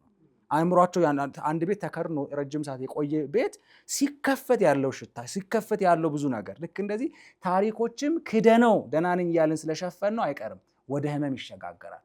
ስለዚህ ምን ማድረግ አለብን? ከህመም ደግሞ ወደ ባርጌኒንግ፣ ወደ መደራደር፣ ወደ ደህና ወደ መሆን። ለካ ደህና አይደለሁም፣ ለካ መታከም አለብኝ፣ ለካ ሐኪም ያስፈልጋል እንላለን። ስለዚህ ሁላችንም እዚህ ውስጥ እናልፋለን ማለት ነው። አለዚያ አንድንም ማለት ነው። ስለዚህ ባርጌኒንግ ደረጃ ማለት ለመዳን ሐኪም እንደሚያስፈልግ እናምናለን። በአንድ ጀንበር እንደማንድን እናምናለን። ጊዜ እንደሚያስፈልግ እናውቃለን። ስፒሪቹዋል ሰዎች እንዲጸልዩሉ እናምናለን። ለምን? ለመዳን ነው የምንፈልገው፣ ፈውስ ነው የምንፈልገው። ስለዚህ ያን ባርጌኒንግ ደረጃ የምናደርገው ቁጭ ብለን ራሳችንን ማድረግ ያስፈልጋል። መፈተሽ፣ ደህና መሆን፣ ሰልፍ አዌርነስ ይባላል። አንደኛው የባርጌኒንግ ደረጃ ላይ ራስን ክሮስ ቼክ ማድረግ ማለት ነው። ምንድን ነው የሆንኩት? የኔ ስሜት ምን ነበር ከዚህ በፊት? ከስነ ልቦና ጉዳት በፊትና በኋላ። ስነ ልቦና ጉዳት ማለት ሁለት ነገር አለ፣ ሁለት ታይም አለ። በፊትና በኋላ የሚባል ህይወት አለ። ጉዳቱ ከመድረሱ በፊት ለምሳሌ በመኪና አደጋ እግሩን ያጣ ሰው ከጉዳቱ በፊት መራመድ ይችላል፣ መሮጥ ይችላል፣ መከወን ይችላል። የነበረው ባህሪ አጣ። በኋላ ሌላ ባህሪ ነው ያለው። እንደገና በክራንች መልመድ፣ እንደገና ሰው ድጋፍ መጠየቅ። አይኑን ያጣ ሊሆን ይችላል። አይኑ ኖሮ እንደፈለገ የሚያደርገውን አሁን ማድረግ አይችልም። ልክ እንደዚህ ስነ ልቦና ጉዳትም እንደዚህ ነው። ትላንትናና ዛሬ አለ። ስለዚህ ባርጌኒንግ ማለት የመደራደር ደህና ወደ መሆን ሲመጣ ምን ያደርጋል? ቼክ ያደርጋል። ሴልፍ አዌርነስ ቁጭ ብሎ ቼክ ያደርጋል ራሱን። ምንድን ነበርኩ? ማነኝ? አስተሳሰቦቹን ቼክ ያደርጋል። ምልሶቹን ቼክ ያደርጋል። እንዴት ነበርኩ? አሁን ምንድነው የሆንኩት? የቱ ጋ ነው ክፍተቱ? እያለ ራሱን ወደዛ ያመጣል። ከሳይካትሪስት ጋር ከሳይኮሎጂስት ጋር በጣም ዲል ያደርጋል። ያ ነገር ደግሞ ወደ አራተኛ ሌቭል ያደርሳል። አክሴፕት ማድረግና በቃ ታመም ያለው ደህና መሆን አለብኝ አክሴፕት ማድረግና ወደ ድነት መሄድ ማለት ያስፈልጋል፣ ወደ ሂሊንግ። ስለዚህ ችግሩ ገብቶኛል፣ መፍትሄው ገብቶኛል፣ መዳን አለብኝ፣ ሂሊንግ ጆርኒ ጀምሮ በዛ መቀጠል አለብኝ ብሎ ያምናል ማለት ነው። ያኔ ለምሳሌ ቱ ማች አዲክትድ የሆነ ሰው ሊሆን ይችላል። በሱሱን ላለመስማት ቅድምና ዲናይድ ስቴጅ ላይ ወይ ፔን ላይ ሆኖ ያ ህመም እንዳይሰማው ያ ትዝታ እንዳይወስደው ብሎ መድኃኒቶች እየወሰደ ሊሆን ይችላል። አዲክትድ እየሆነ የነበረ ሰውዬ መቀነስ አለ ደህና ለመሆን። እዚህ ሌቭል ላይ በጣም ክሩሻል ነገር ፕላኒንግ የሚባል ነገር አለ። ማቀድ። ደህና ለመሆን አቅዳለሁ። ደህና ለመሆን ጊዜ ያስፈልገኛል፣ ትኩረት ያስፈልገኛል፣ የቤተሰብ ድጋፍ ያስፈልገኛል። በጣም ሲቨር የሆኑ ኮምፕሌክስ ኬዞች ሲሆኑ መድኃኒት እየተወሰደ ሊሆን ይችላል። ሰዎች ወደ ቃል በቃል ወደ ቴራፒ ወደ ሳይኮቴራፒ ከመምጣታቸው በፊት መድኃኒት ሊወስዱ ይችላል። ያ የሚወስዱት ለምንድን ነው? ሙሉ በሙሉ ነገሮችን በኮሚኒኬሽን መርዳት ስለማይችሉ መድኃኒት እየወሰዱ ደህና ሲሆኑ ወደ ሳይኮቴራፒ ወደ ንግግር ሕክምና ይመጣል ማለት ነው። ያን ማድረግ ነው ሙሉ የሚያደርገው። በዚህ ሌቭል ላይ ስንደርስ ራሳችንን እናውቃለን፣ ችግራችንን እናውቃለን፣ መፍትሄውን እናውቃለን። ጆርናሊንግ አንደኛው ችግራችን የምንፈታበት መንገድ፣ መጻፍ፣ ችግርን ቁጭ አድርጎ መጻፍ። አንዳንድ ሰዎች በጣም ቤተሰቦቻቸው በሞት ያጡ በጣም ማግኘት የሚፈልጉ አካላትን ሞተው ሊሆንባቸው ይችላል። አንዱ መፍትሄ ምን ይባላል? ለሞተው አካል በህይወት እንዳለ አስበው ደብዳቤ መጻፍ ይባላል። ደብዳቤ ቁጭ አድርጎ ስሜትን ሁሉ ገልጾ እየጻፉ ውስጥ ላይ ያለውን ነገር ዲብሪፍ ማድረግ ማውጣት ያስፈልጋል። መታመቅ የለበትም። ፓሲቭ አግሬሲቭነስ እና አሰርቲቭ አግሬሲቭነስ የሚባል ነገር አለ። ሰዎች በሚፈጠራቸው ስሜቶች ፓሲቭ አግሬሲቭ ማለት ምንም ሪያክት እያደረጉ ህመሙ አለ እኮ መዋጥ ጸጥ እያሰኙ መኖር። ሰው እያስቀየመ ኧረ ምንም አላረግሽኝም፣ ሰው እየጎዳ ምንም አላረግሽ፣ ስነ ልቦና እንደዚህ እየተጎዱም ምንም የማያደርጉ ፓሲቭ አግሬሲቭ የሚሆኑ ስሜታቸው የሚደብቁ ሰዎች አሉ። እሱ ሰው አይረዳኝም ብሎ አስበው ሊሆን ይችላል። ሌላኛው ደግሞ ንግግሬ ምን ዋጋ አለው ከሰው ጋር በሰላም ልኑር ብሎም ሊሆን ይችላል። አሰርቲቭ አግሬሲቭነስ ደግሞ አለ። ስሜቱ እንደተሰማ ወዲያውኑ ሪያክት የሚያደርግ ጮሆም ሊሆን ይችላል፣ ብብጭ ቶሎ ሪያክት የሚያደርጉ አሉ። ኦቨር ሴንሲቲቭ የሆኑ ሁለቱም ግን ልክ አይደለም። ፓሲቭ አግሬሲቭ ሆኖ ሁሌ ህመም ማዋጥም ጥሩ አይደለም። አሰርቲቭ ሆኖ ሁሌም ሪያክት ማድረግም ጥሩ አይደለም። የኔ ባህሪ ነው ብለን ሁለቱንም መያዝ የለብን። ማማጠን ያስፈልጋል። ስነ ልቦና ጉዳትም መዳን ይቻላል። አዎ ምን ሲኮን ፕሮፐርሊ የሚያስፈልገውን ነገር ሲናደርግ። ስለዚህ አክሰፕት ወደ ማድረግና ደህንነት ላይ ስንመጣ አንደኛው የሂሊንግ መንገዱ ስፖርት መስራት ነው። አይምሯችን ኤክሰርሳይዝ ማድረግ ወክ ማድረግ ያስፈልጋል። በቂ ፈሳሽ ሰውነታችን መውሰድ ያስፈልጋል። በቂ እንቅልፍ መተኛት ያስፈልጋል። አይምሯችን ነገሮች ኢሞሽን ሪጉሌት የማድረግ አቅሙ ከፍ የሚለው በቂ እንቅልፍ ስናገኝ፣ በቂ ምግብ ስንበላ። ምክንያቱም ስሜቶቻችን ይከለክላላ። ትሮማ እኮ ይከለክላል፣ አፕታይት ይከለክላል፣ የመፍጨት ጨጓራችን ቶሎ ላይፈጭ ይችላል። ያን ሁሉ ለማስተካከል ሂደት ላይ ደግሞ በስነ ስርዓቱ ምግብ መብላት፣ ስፖርት መስራት፣ ያለንን ስሜት አጠገባችን ላይ ለሚታመን ሰው መናገር ያስፈልጋል። ያን ማድረጋችን ይበልጥ ኢፌክቲቭ ያደርገዋል። ይበልጥ የምንድንበትን ጊዜም ያፈጥነዋል። አንዳንድ ሰዎች እኩል ጉዳት ደርሶ እኩል ላይድኑ ይችላሉ። ያን መረዳት ያስፈልጋል። አንድ ሰው አባቱን ቀብሮ በንጋታው ስራ የሚጀምር ሰው ሊኖር ይችላል። አንዳንድ ሰው ደግሞ ለዓመታት ሊቆዩ ይችላሉ። ስለዚህ መረዳት አለብን። እነዚህ ነገሮችን በመረዳት እኛ ውስጥ ያሉ ህመሞች ይፈወሳል። ጊዜ ያስፈልጋል። ትኩረትስ ያስፈልጋል። ጸሎትስ ያስፈልጋል። የእኛን አቴንሽንስ ያስፈልጋል። ዙሪያ ላይ ያሉ ሰዎች ድጋፍስ በጣም ያስፈልጋል። ያን ሁሉ በማድረግ ውስጥ ላይ ከዲናይድ ወደ አክሰፕትና ወደ ድነት ያልፋል ማለት ነው። በዚህ ስቴጆች ላይ በጣም አስፈላጊ የሆኑ ነገሮች አሉ። አንደኛ ይቅርታ አስፈላጊ ነው የምለው የጎዱን ሰዎች አሉ። ከጎዱን ሰዎች ጋር ይቅር አለማለት እንደዛ በመቆየቱ ልባችን ከነሱ ጋር ይጠመጥማል። ኢሞሽናል እነሱን እያስባል። በጣም በቀላል ነገር አንድ ሰው ሲሰድበንና እወድሃለሁ ሲልና ሲሰድበን እኩል አይደለም የምናስበው። ያንን ሰውዬ ባይዜ እወድሃለሁ ካለ በላይ የሰደበን እንደምናስብ ታውቃላችሁ። ይብከነከናል ውስጣችን። ቦታ አለለሱ በቃ መቼ እንደምንበቀለው ልክ እንደዚህ ልባችን ከዛ ሰውዬ ጋር የተሳሰረ እንዳይሄድ ራሳችን ማላቀቅ ያስፈልጋል። ራስን ጠምጥሞ ፍቱልኝ ማለት አይቻልም። እኛ ቀድመን ይቅር ማለት ያስፈልጋል። ብዙ ጊዜ እግዚአብሔር ለእኛ የሰጠውን ፍቅርና ምሕረት እኛ ለራሳችን እንኳን አንሰጥም፣ ለሌላ ሰውም ደግሞ አንሰጥም። ለሌላ ሰው ፍቅር ይቅርታን በስነ ስርዓቱ ልንሰጥ ያስፈልጋል። ከበደሉን አካላት ጋር በሚገባ ምሕረትን ሰጥተን በሰላም መኖር አለብን። ለሱ ምሳሌ ማን አለ? ዮሴፍ። ዘፍጥረት ምዕራፍ 50 ላይ ስታዩ እንደዛ በድለው እንኳን እናንተ ለክፉ አደረጋችሁብኝ ነው ያለው። ዮሴፍ የተበደለው እኮ ቤት ላይ በጥላቻን ያደገው። ታላላቆች ሁሉ እየጠሉ ማደግ ከባድ ነው። ከዛስ ደበደቡት፣ ከዛስ ጉድጓድ ውስጥ ጣሉት፣ ከዛስ ሸጡት። ይሄ እኮ ቃላት አንድ 10 ሰከንድ ውስጥ ነው ያንን ያወራው። ግን የዮሴፍ ህይወት ነበር፣ ኑሮ ነበር። አልፎስ እዛው ጲጥፋራ ቤት እንዳይረው ያለ ወንጀሉ ታሰረ። ያለ ወንጀሉ ብዙ ነገር ተደረገ ማለት ነው። ያን ሁሉ ነው ይቅር ብሎ እንደገና መቆም የቻለው፣ እንደገና መሰንበት የቻለው ማለት ነው። ስለዚህ ይቅር ማለት አስፈላጊ ነው። ሌላኛው ደግሞ ራስን ይቅር ማለት በጣም ሂሊንግን ደና የሚያደርገው ፈውስ ደና ለመሆን ሰልፍ ፎርጊቭነስ የሚባል ነገር አለ። ራስን ቁጭ ብሎ ይቅርታ መጠየቅ። ስንቶቻችን ራሳችን ይቅርታ ጠይቀን እናውቃለን? የኛ ማንነት 3 ቦታ ላይ ይከፈላል። ትላንትናችን ላይ፣ ዛሬያችን ላይ፣ ነገያችን ላይ። ሁል ጊዜም ቢሆን ህይወትን ለነገ የተሻለውን ማንነት ለምን አንሸልመው? ዳኒ የትላንትና ዳኒ አለ፣ የአሁኑ ዳኒ አለ፣ የነገ ዳኒ አለ። የነገ ዳኒን መወድ ከሆነ ለነገ ዳኒ ማሰብ ከሆነ የትላንትናውን ቶሎ ልፍታ፣ ቶሎ ላስተካክል።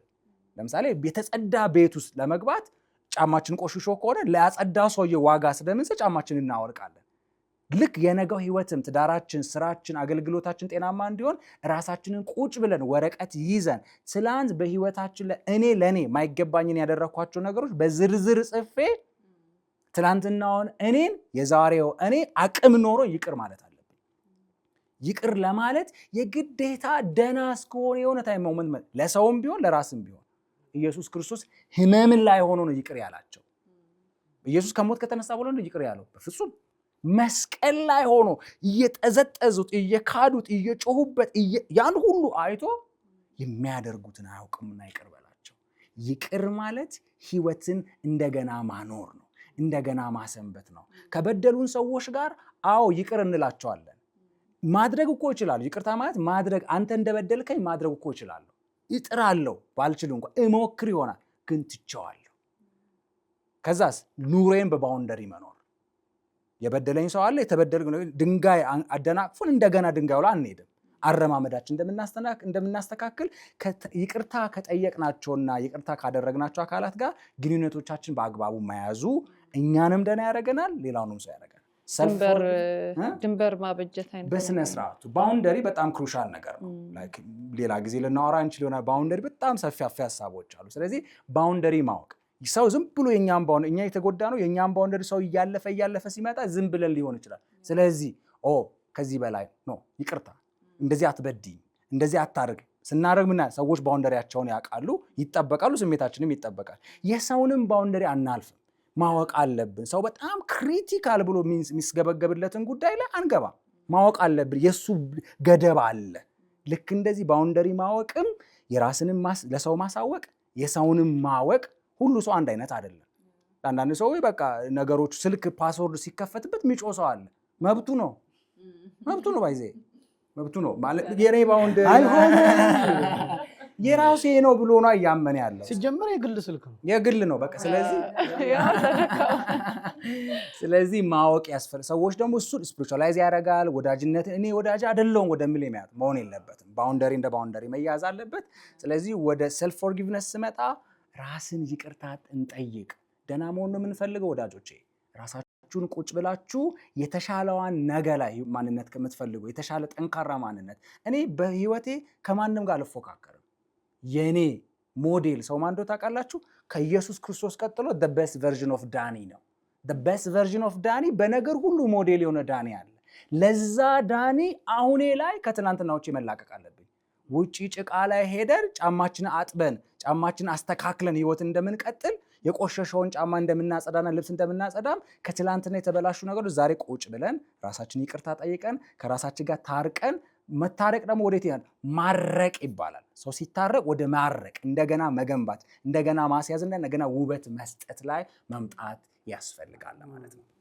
በጣም አሪፍ ዳንዬ፣ በደንብ አነሳ። ይቅርታ በሂሊንግ ፕሮሰስ ውስጥ ራሱን የቻለ ትልቅ ሮል አለው። የበደሉንንም እንዲሁም ደግሞ ራሳችንንም እሱ በጣም ጥሩ ነገር ነው። እንግዲህ ጌታ እንዲረዳን መጸለይ ነው። ብዙ ጊዜ በተለይ ራስን ይቅር ማለት የሚባለው ብዙ ስትራግል ኢቭን ከፓስታችን ጋር ራሱ ፓስትን መቀበል ላይ አንዳንዴ ማንቀየረውን ነገር ሆኗል ለካ ብሎ ራሱ ሪኮግናይዝ ማድረግ አንደኛው ነገር ነው። ምክንያቱም ራሳችንን ምሕረት እንድናደርግ ኦልሬዲ ፓስታችንን መቀየር ካልቻለን እንደዚህ አይነት ሰው ነኝ ወደፊት እንዴት ልሆን ከማለት ነው የሚጀምረው። ፓስታችን ምን ይመስላል ያንን ሪስፔክት ማድረግ በዚህ ውስጥ አልፍ ያለው ግን ቅድም እንዳልከው the best version of me ሚለውን እንዴት አድርጌ ነው ማመጣው ሚለው ነው እንጂ ለማንቀይረው ነገር በጣም ኢነርጂያችንንም ኢሞሽናችንንም እዛ ላይ እንትን እንድልና ግን ለሂሊንጉና ለስኬቶቻችን የሚጎትተን አይነት ነገር እንሆናለን እና አንደርስታንድ ማድረግ ያለንበትን ስቴጅ ያለፍንባቸውን ነገሮች ሪኮግናይዝ ማድረግ በራሱ ምንድነው ችግራችንን ካወቅን 50% ነው ሳምቲንግ ወደ መድኃኒቱ ቀርበናል እናለና ሪስፔክት ማድረግ በቃ በዚህ ነገር ውስጥ ያለፍኩ ሰው ነኝ ሚለውን ማለት መቻል በጣም ትልቅ አቅም የሚጠይቅ ነገር ነው ብዬ አስባለሁ። ድካምም ይሁን ብርታት ልክ ጳውሎስ ትላንትና ትቼ እንዳለው ይሄ እንዴት ስኬትም ይሁን ውድቀትም ይሁን አንዳንዴ ትላንትናችንን እየተውን ለተሻለ ነገር ዛሬ ላይ ራሳችንን እያዘጋጀን ወደፊት መሄድ አስፈላጊ ነው። መንፈሳዊ ጸሎቱ እንዳለ ሆኖ መንፈሳዊ ገዛ እንዳለ ሆኖ ወደ ካውንስሊንግ እና ፕሮፌሽናል ሳፖርት ወደ ማግኘቱ እንምጣ። አንድ ሰው እነዚህ ነገሮች ሁሉ ካገኘ ቶሎ ወደ ሕክምና መሄድ አለበት ተብለናል። እዚህ ላይ በጣም አሻሚ የሆኑ ነገሮች በኋላ እናነሳው ይሆናል። አቬለብል ናቸው ወይስ ባለሙያዎችስ ራሱን ችሎ የሚለውንና አፎርደብል ነው ወይ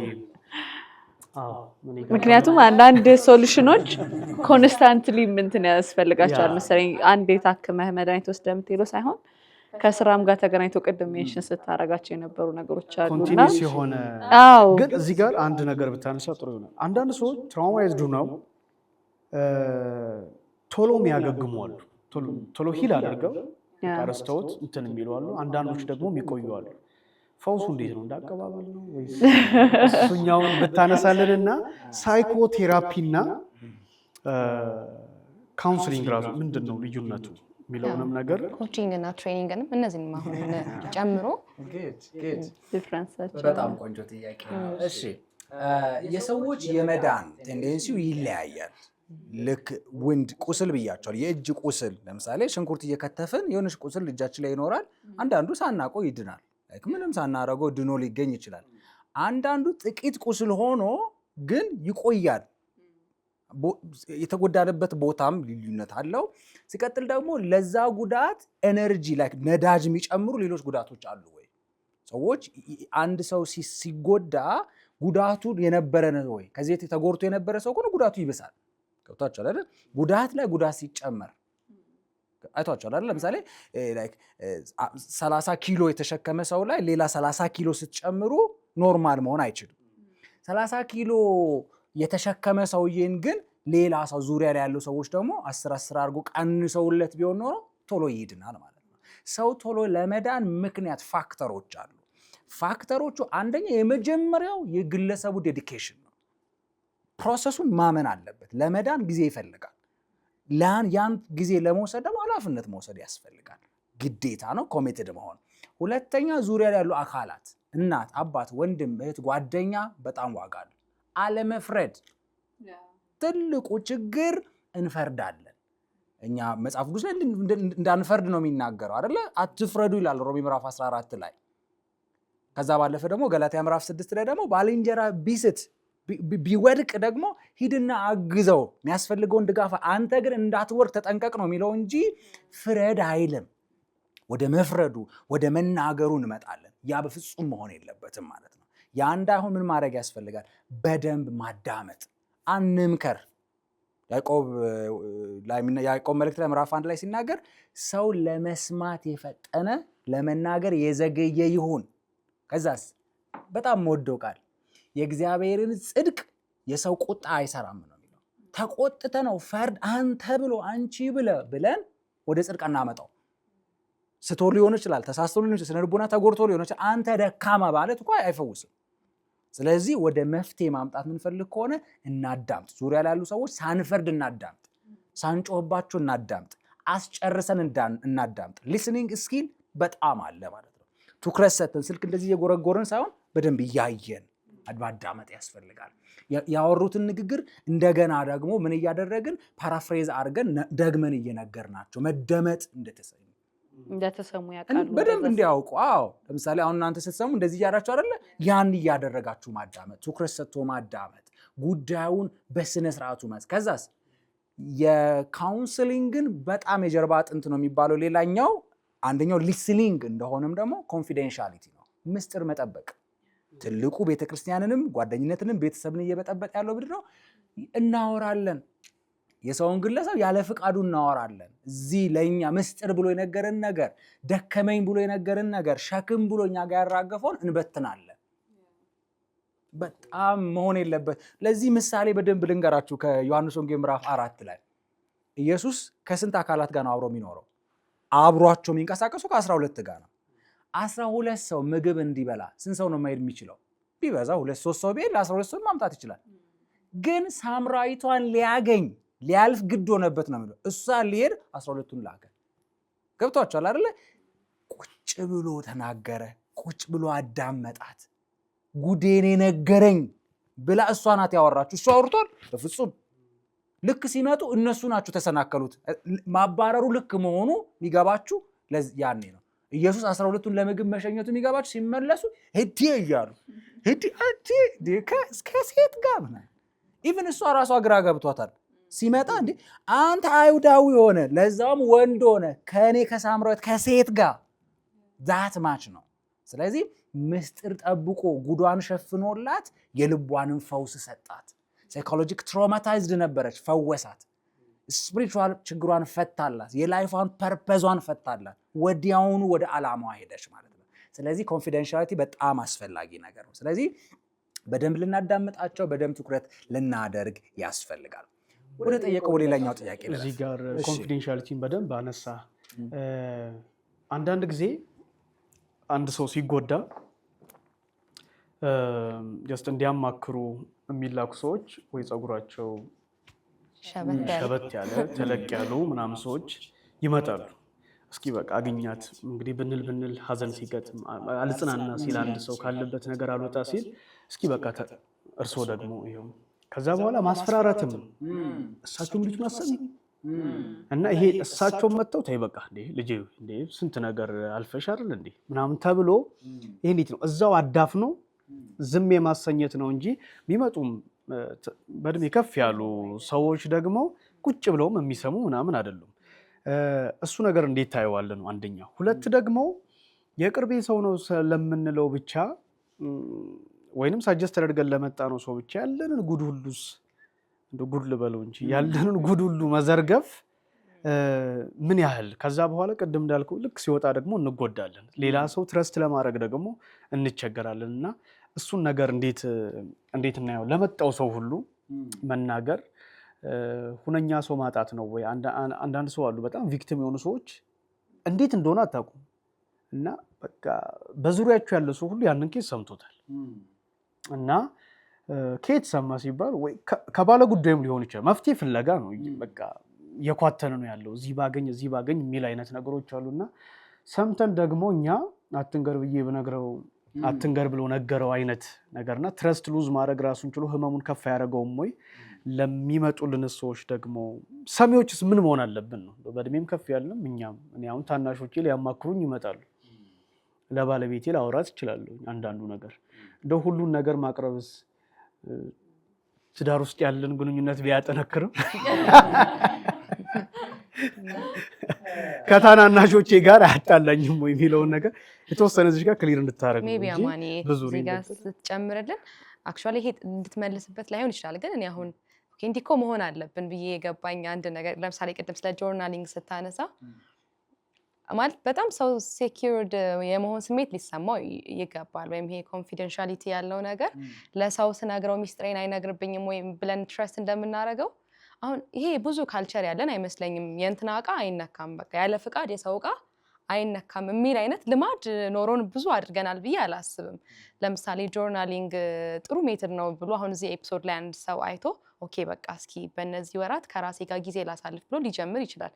ግን ፍርሃት ሊገጥመው ይችላል። ይሄንን ደብተር ሰው ይሄን ማስታወሻ ወይም ይሄን ፓስወርድ ምናምን ከፍቶ ሰው ቢያይብኝስ ከራሴ ጋር ፋይት እያደረግኩ ያለሁት አሁን ወደ ፔናቸው እኮ ነው እንዲሄዱ እየገፋፋናቸው ያለ ነው። ይሄንን ኤፒሶድ የሚያይ ሰው ኔክስት ስቴፕ አሁን ካመነበት ሊያደርግ የሚችለው ኦኬ እሺ ቆይ ከራሴ ችግር ጋር ዲል አድርግ ብሎ ፔኑን ወደ መጋፈጥ ነው የሚሄደው። ለዛ ካስቀመጥካቸው ስቴፖች አንደኛው ፕላን አድርጎ ጆርናሊንግ መጀመር ምናምን ነውና ሶ አይ ቲንክ ሜቢ ማለት የምችለው ይሄ አዌርነስ ቢኖረን ጥሩ ነው። በቃ ዲጂታል ኖት መጠቀም አይ ሲቀጥል ይሄን የምንሰማ ሰዎች አትሊስት አሁን ይሄን ኤፒሶድ ራሱ የሚሰማ ሰው በቃ የኔ ያልሆነ ኖትቡክ ያለ ፈቃድ ማንበብ የለብኝም ማለት ነው። ሰው ነፃነት በኔ ዙሪያ ያለ ሰው ስለራሱ የትኛውም ነገር ነፃነት ሊሰማው ይገባል። በቃል ስለሚነግረኝ ሚስጥር ብቻ ሳይሆን ስለ ማቴሪያሎቹም ነፃነት ሊሰማው ይገባል። ባውንደሪ ያነሳን እንጂ ቅድም ዳኒ ብሏል ሌላ ኢሹ ስለሆነ ሌላ ጊዜ እናወራለን ብሏል። እኛ በጣም ችግር አለብን ሰው ጋር ራሱ ስንገናኝ ኮሚኒኬሽን ስንጀምር በቃ አትጨናነቅ የኔ የሆነ ነገር ሁሉ ያንተ ነው። አንዳንዴ ወዶ አይደለም እየገባ የሚረብሸን ፈቅደንለታል። ከዛ የሆነ ሰዓት በጣም አንገሽግሹን ብለን እንዲህ ምናምን ብለን ስንናገር እኔ እኮ ምን አጠፋሁኝ አንቺ ነሽ በቃ የኔ የሆነ ነገር ሁሉ ያንቺ ነው ምናምን ብለሽኝ እኮ መጠቀም የጀመርኩት። ስለዚህ ለራስ ይቅርታ ማድረግ እዚህ ጋር ያስፈልገናል። በጣም ችግሩ ስለሆነ ይመስለኛል ላይክ እኛ ልክ እንደሆነ እኛ የተሻለ እንደሆነ ለማሳየትም ነገር ሊሆን ይችላል የሌላው ሰውን እንትን ኮንፊደንሻሊቲ መጠበቅ የሚያቅተን ማቹር አለመሆን ነው። ላይክ ጥሩ ሆኖ ለመታየት ስብከት ለማሳመር ወይ እንትን ለማሳመር ምናምን ነው እንጂ ይሄንን ነው እኔ ምላልስ ያሰብኩት። ይሄ በተለይ በምሳሌ አድርገን ቅድም በጣም የወደድኩት ካንተ አስፈቅጃችሁ ይሄን ስቶሪ እያወሩ ያለሁት እና ፈቅደው በቃ ሌላ የሚማርበት ከሆነ በኔ ስብራት በኔ ታሪክ አልፎ ሌላ የሚጽናናበት ካለበት ነገር እንዲወጣ እግዚአብሔር የሚጠቀምበት ከሆነ እንደ ምሳሌ አድርገ ተጠቀመው አስፈቅዷቸው ነው እንትን እያለ እኛ ግን የስብከት ቀን ነው የሚርቅብን እኮ አንድ ታሪክ ስንሰማ በኋላ አስፈቅዳታለሁ ለቤታ ተማቼ ነው ብለን ነው እንትን የምንለውና እሱን ከትረስት ጋር እንዴትስ ደግሞ ቢውልድ ማድረግ እንችላለን። ትረስትን ያው እንደገና እንትን ማድረግ ከባድ ነው፣ ግን ሰው አምኖን ነው የሚመጣው። ከዛ ደግሞ የኛ ነገር እንጸልይለት አንጸልይለት እንጃ እንጸልያለሁም ብለን ነው የምንሰማውና ይሄ ከመስማት ባለፈ ደግሞ መንፈሳዊ ገዛም እንደምናደርግለት አምኖን ነው ሰው ወደኛ ይመጣውና እዚች ላይ ምን ሊኖረን ይገባል የሚለውን ነገር ጥቂት አንስተህልን ሳይኮቴራፒና ካውንስሊንግን ብታነሳልን ጥሩ ይሆናል። እሺ ብሮድ ሀሳብ ነው የተነሳው መሀል ላይ። እሺ ምንድነው አንደኛ ባውንደሪ ክሩሻል ነገር ነው። በቃ የሰው ነገር የሰው ነው። ለእኔ የሚቀል ነገር አለ፣ ለሌላ ሰው የማይቀል እንደ ባህልም አለ። ለምሳሌ ኢትዮጵያ ላይ የሆነ ህዝብ ክፍል አለ፣ እንደፈለጉ ሊያወሩ ይችላሉ፣ እንደፈለጉ ቃል ይሰጣጡ፣ እንደፈለጉ ሊያወሩ በቃ ውሰደው ምናምን በሩን ከፍቶ ሊትራሊ በሩን ከፍተው በቃ ወደ ስራ የሚሄዱም አሉ። ሰው መጥቶ ገዝቶ መሄድ ሱቅ ለራሱ በቃ ግለሰቡ ገዝቶ ገንዘብ አስቀምጦ መሄድ። እነሱ ሶላት ላይ ሊሆኑ ይችላሉ፣ ሌላ ስራ ዳትማሽ የሚተማመንበት ኮሚኒቲ አለ። ሌላ ቦታስ በፍጹም እዛ በር ላይ የምናቆየው አለ። ስለዚህ ማን እንደሆነ ማወቅ ያስፈልጋል። ከማጋ ምን እንደምናወራ ማወቅ ያስፈልጋል ማለት ነው።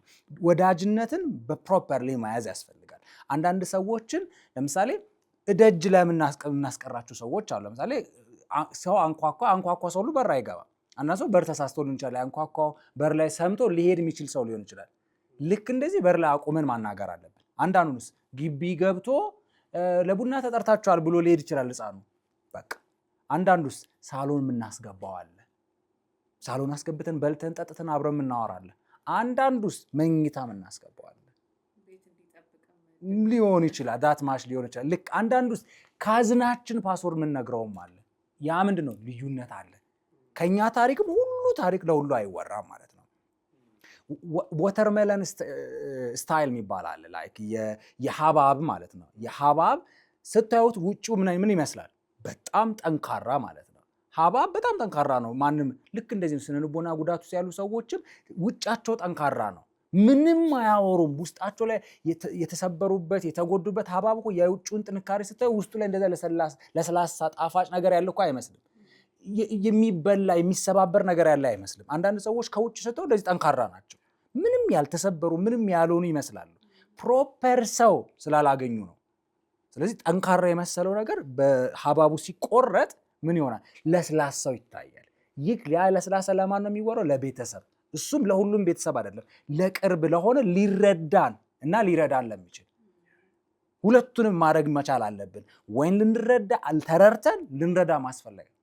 በዛ ሌቭል ማንደርስ ሆነ መነካካት የለብንም በታሪኮች ላይ። ከዛስ የሀባብ ዘር አለ አይደለ? ሲዱ አለ አይደለ? እሱ ያን ስኪል ደግሞ ስኪልፉል የሆነ ሳይኮቴራፒስቶች አሉ ማለት ነው።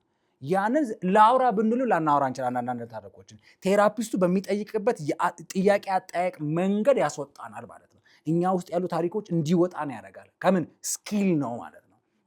የማናገር ክህሎት፣ የማዳመጥ ክህሎት፣ ነገሮችን የማውጣት ክህሎት ያስፈልጋል። ስለዚህ ወደዛ መድረስ ከዛ ኮንፊደንሻሊቲ ያስፈልጋል። ቅድመ ማመን ያነሳ ነገር አለ። ብዙ ጊዜ ቤት ለሐዘን ሲደርስ ሰው ሲሞት ትላልቅ ሰዎች ይመጣሉ። አንዳንድ ጊዜ ደግሞ ቀብር ላይ ራሱ ከተቀበረ በኋላ አይለቀስም ይባላል። ተሰብሯል፣ ተጎድቷል፣ ሰው እግሩ ተቆርጦ እንዴት ታነከስክ ይባለው ማለት እጃችን እንትን ብሎ ለምን እንደዚህ ሆንክ አይባልም እኮ ጉዳት ነው እንዲወጣለት መፍቀድ አለ። አዎ ግሪፍ ይባላል። ግሪፊንግ ማለት ምንድነው? ሐዘንን ማውጣት። ፕሮፐርሊ ሰው ሊያዘን ይገባል።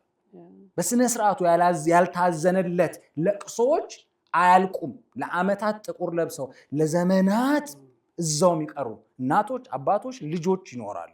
ያ እንዳይፈጠር ሰው በስነ ስርዓቱ ይዘን እንትናን አትየውም አትበሉ። አንዱ ዝም ብሎ አንዳንዱ ቶሎ አገግሞ ከሆነ ኖ ሌላኛው ስሜቱ ሊለይ ይችላል። አታችመንቱ እንዴት እንደነበረ አናቅም። ምን ያህል ዋጋ የምንሰጠው ሰው እንደሆነ አናቅም። የሞተበት ሰው ማለት ነው። ስለዚህ ምን እናዳምጥ። አዎ አስፈራርተን በቃ ዝም በል ምናምን ልንላል። ግን ህመም ቅድም እንዳልኳችሁ ፓሲቭ አግሬሲቭ ይሆናል፣ ይታመቃል፣ መፈንዳቱ አይቀርም። ፈንጂ ብዙ ጊዜ ልናፍን እንችል ይሆናል እንጂ መፈንዳቱ አይቀርም። ጊዜን ነው የሚጠብቀው። አንድ ሁነት ነው የሚጠብቀው። የሌላ ሰው ለቅሶ ላይ ሄዳ ተገኝታ ለአባቷ ልታለቅስ ትችላለች። ያልወጣላት ሐዘን አለ። ሰው ሲሞት ልጅ ሲሞት አይተው በልጅ ሐዘን እንደገና ልባቸው ሊቀሰቀሱ ይችላል። ያ እንዳይፈጠር ወላጆችም ሽበት እድሜ ላይ ወይ ትልቅ ሰው ስለሆናችሁ ሁሉ ሰው መካሪ አይደለም። የመምከር ጸጋ አለ። በስነ ስርዓቱ ማወቅ ያስፈልጋል። የመምከር ጸጋ ከሌላችሁ 70 ዓመት ስለሆናችሁ የቸርች ፓስተር ስለሆናችሁ ካውንስለር አይደላችሁ። ካውንስሊንግ ራሱን የቻለ ጸጋ ስጦታ ነው። ለምሳሌ እኔ ካውንስሊንግን ስለመወድ ነው ማነበው፣ ስለመወድ ነው፣ ጸጋ ስጦታዬ ስለሆነ ነው ራሴን ማበቃው። ትሬኒንጎችን የምወስደው የተለያዩ ትሬኒንጎች ድርጅቶች የምሰነጥለው ኦንላይን መከታተል ለምን አበቃለሁ? ምን ጸጋው ስላለ። ጸጋው የሌለ ሰውዬ ፒኤችዲ ሆኖ የሚገርም ሳይኮሎጂስት ሳይካትሪስት ሆኖ ግን አንድ ሰው ማዳመጥ ኮንፊደንስም ብቃትም ምንም የሌለ ሰው አለ። ሳይኮሎጂስት መሆኑ ብቻ ካውንስለር አያደርገውም።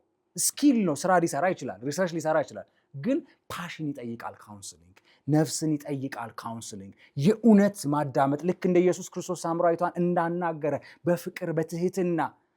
ሌላኛው ስፍራ ላይ መግደላዊት ማርያምን እንደዛ ሊወግሯት መጥተው እንኳን ከእሷ ጋር ራሱ ያላወራ ሲሄዱ ነው ያወራ። ልክ ሲሄዱ ማንም አልፈረደብሽም አይደለ? መፍረድ እኮ የሚችለው እሱ ነው። ጻድቅ እሱ ነው። ኃጢአት ያደረገው እሱ ነው። ግን እሱ እንኳን አልፈረደም። ስለዚህ ዛሬ ትላልቅ ሆነን ሰው ሲያለቅስ አታልቅስ ያልን ሰው ነገ ሚስቶቻችን ይሞታል፣ ነገ ልጆቻችን ይሞቱ፣ ስብራቱ ይደርስብናል። ስለዚህ ምንና ሰው በእውነት እንዲያዝን እንፍቀድ፣ በማዳፈን አንሞክር። ለቅሶ ያለባቸው አካባቢ ላይ ካርታ መጫወቱ ነገር በልቶ ድባብ ፈጥሮ ብቻ መሄድ አይደለም፣ መሆን የለበትም። አንዳንድ ሰው በጣም ሲሪየስ፣ እዚህ ጋር መናገር ያለብኝ ነገር ሐዘን ላይ ሰው ሞቶ ሰው ለቅሶ ላይ ሄዳችሁ እንዴት ሞተ፣ ለምን ሞተ፣ ታክሞ ነበር ወይ አታባብሱ። ቁስሉን እንደገና መነካካት ነው። ሰውዬ ደህና ለመሆን ገና ጊዜ ይፈልጋል። አንዳንድ ሸክሞቹ ቶሎ አታሸክሙ። ሰውዬ ዲናይድ ስቴጅ ላይ ሆኖ ሊሆን ይችላል። ሰው መሞቱን ለመቀበል ገና ሰውነቱ አልቻለም። ዲናይድ ስቴጅ ማለት ኃጢአት አይደለም እኮ ሰው የሞተውን እንዴት ነው ኢዚሊ መቀበል ምንችለው? ላንቀበል እንችላለን። ቁጭ ብለን ታሞ ነበር ታክሞ ነበር እያልን ሐዘን ላይ ሕክምና ተቃውሞትም ሄደንም የታመመውን ሰው እንደዚህ እናስጨንቅ። የሞተበት ሐዘን ቤትም ሄደን ቤተሰመዱ ሞቶ ጓደኛ ሞቶ በዛ ልክ መጠየቅ መፍትሄ አይሰጥም። ከንፈር ከመምጠጥ ባለፈ መፍትሄ አይሰጥም። ስለዚህ ወደ መፍትሄው ወደ እውነታውን በመቀበልና እንዴት እንጸልይላቸው መንፈሳቸው እንዲጽናና ሳይኮሎጂካል ቦታ ላይ እንዲሄዱ ማድረግ ያስፈልጋል። ወደ ሐሳቤ ልምጣ፣ ወደ ካውንስሊንግ እና ሳይኮቴራፒ። ካውንስሊንግ ማለት ስፔሲፊክ በሆነ አንድ ጉዳይ ላይ አንድ የስሜት ችግር ላይ በተከሰተው ጉዳይ ላይ ማማከር ማለት ነው። አንድ ጉዳይ አለ፣ በዚህ ጉዳይ ላይ እንደዚህ ሆኛለሁ፣ ምን ይሻላል ይባላል። በጣም ያልተካበደ ጉዳይ ሊሆን ይችላል። ነገር ግን ጉዳዩ ጊዜ የወሰደ ብዙ ሳይኮሎጂ ኢሞሽናችን የተረበሸ ከሆነ ብዙ ሙዳችን የተከነተ ከሆነ ብዙ ተግባሮቻችን የተበለሻሸ ከሆነ ምን መሆን ያስፈልጋል?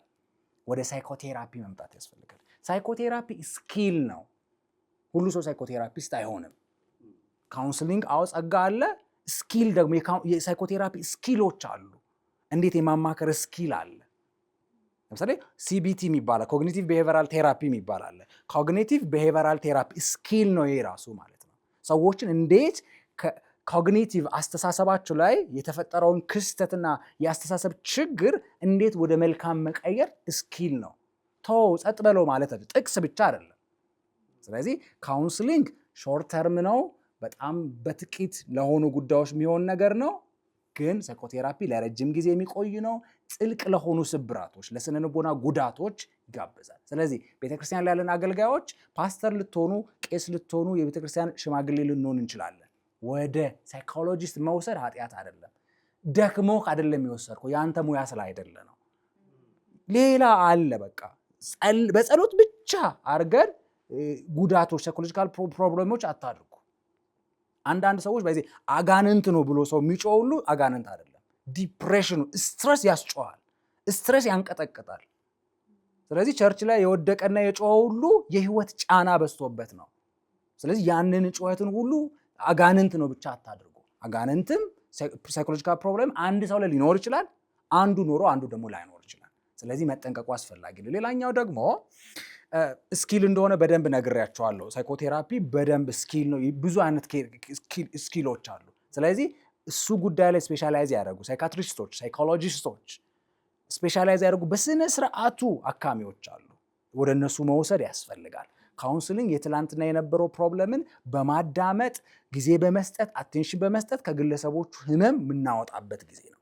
ሌላኛው ደግሞ ካውንስሊንግ እና ሳይኮቴራፒ ትላንት የነበረውን ጠባሳ መፈወስ ላይ ከመጣ ሌላኛው ምን አለ መሰላችሁ? ኮቺንግ የሚባል ነገር አለ። ሰዎች ወደፊት እንዲሄዱ፣ ሰዎች እንዲዘረጉ። እኔ አሁን አድቫንስ ኮች ነኝ። ስለዚህ ሰው ወደፊት እንዲሄድ ጥያቄ እየጠየቅኩ ነው ማወራው። ካውንስሊንግ ላይ 80% እኔ ነኝ ማወራው። ካውንስለር ከሆንኩ ካውንስል ለሚደረገው 80% አወራለሁ።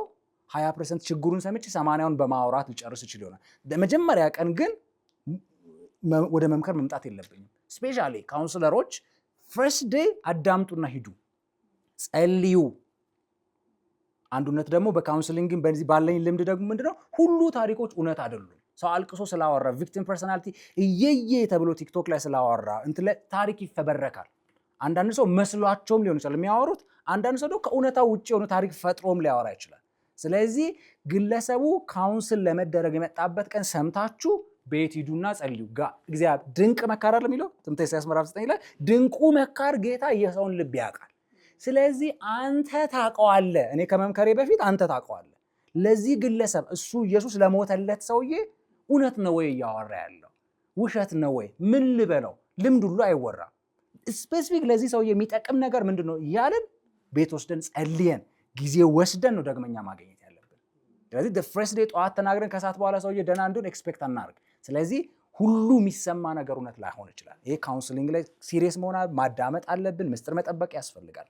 ኮቺንግ ደግሞ 80% የሚያወራው ኮች የሚደረገው ሰው ነው። ችግሩም ያለው እሱ ጋር ነው፣ መፍትሄውም ያለው እሱ ጋር ነው። ኮች የሚያደርገው ሰውዬ 20% ነው የሚያወራው። ምንድነው? ጥያቄ ነው የሚጠይቀው፣ ስኪል ነው የሚያወጣው። ለምሳሌ ኮንፍሊክት ቢሮ ላይ ተፈጥሮ ሊሆን ይችላል። ያን ግጭት እንዴት መፍታት እንዳለበት ግለሰቡ ውስጥ አቅም ስላለ፣ ጸጋ ስላለ፣ ፖቴንሻል ስላለ ጥያቄ እየጠየቅኩት 360 ዲግሪ የሚጠየቁ ጥያቄዎች አሉ። ባይብሊካሊ፣ ኤክስፒሪየንስ ላይ፣ ኢኮኖሚካሊ፣ ሶሻል ላይ ኤቭሪ አስፔክት ጥያቄውን እየጠየቅኩት ግለሰቡ ችግሩንም አውርቶ መፍትሄውንም እንዲያወራ አደርጋለሁ። ከዛስ ራሱ ችግሩን ይፈታዋል። ኮች አድራጊ ጥያቄ እየጠየቀ ወደ መፍትሄ የሚያመጣ ሰው ግን ሂሊንግ ስቴጅ ላይ የደረሰ ሰው ነው ማለት ነው። የደረሰ ሰው ብቻ ነው። በጣም ሲሪየስሊ ኮቺንግ እና ካውንስሊንግ አንድ ላይ አይሄዱ። ሰው ደና መሆን አለበት። ካውንስሊንግ ትራውማታይዝድ የሆነ ሰውዬ ኮች ቢደረግም ኮቺንግ ላይ ለመድረስ ሰው ደግሞ ምን መሆን አለበት? ሁለንተና ደና ካልሆነ ኮቺንግ የሚፈልገው ሁለንተና ደና መሆንን ነው። ለምሳሌ እጅ እግሬ፣ ለምሳሌ እዚህ ጋር ሁለቱም እግሬ እጄን እንደዚህ ብታስሩት በዚህ በኩል እኮ የተወሰነ ነገር ልሰራ እችላለሁ፣ እንደዚህ ግን መሆን አልችልም። ካውንስሊንግ ላይክ ትራውማታይዝድ የሆነ ሰው እንደዚህ የታሰረ ሰው ነው። እዚች ጋር ታስረንም እኮ የሆነ ነገር እኮ እንደዚህ ልናደርግ እንችላለን። ያ ማድረግ ግን ሙሉ በሙሉ ደናንን ማለት አይደለም። ኮቺንግ ምንድነው የሚፈልገው? ሙሉ በሙሉ ደና መሆን ይፈልጋል። አቅምን ማውጣትን ይፈልጋል። ስለዚህ ካውንስል ሆኖ ሂል ያደረገ ሰው ወደፊት ህይወቱ፣ ለዓላማው፣ ለትዳሩ፣ ለቢዝነሱ፣ ለእግዚአብሔር መንግስት አገልግሎት ኮቺንግ የሚሰራውን መሰላቸው አንድ ሰው ሁለንተናዊ በሆነ መሰረት ለእግዚአብሔር ልቡን እንዲኖር ማድረግ ነው። ካውንስል የተደረገ ደና ሰውዬ እንዲፈጥን ማድረግ። በዘመኑ ላይ እኮ ካውንስለር ማግኘት እየቻለን ልናገኝ እንችላለን። ኮች ግን ኢዚሊ አይገኝም። ደግሞ ስኪልፉል ራሱን ስኪል አለ። ካውንስሊንግ ስኪል እንደሆነ ኮቺንግም ስኪል አለ። ብዙ አይነት ስኪል እንዳለ። ሌላኛው ደግሞ ሜንተርሺፕ የሚባል ነገር አለ። ሜንተርሺፕ ማለት ጳውሎስ ጢሞቴዎስን እንዳበቃው ምሳሌ በምንሆንበት በህይወት ጉዳይ ላይ ለሌላ ሰው ሜንተር መሆን።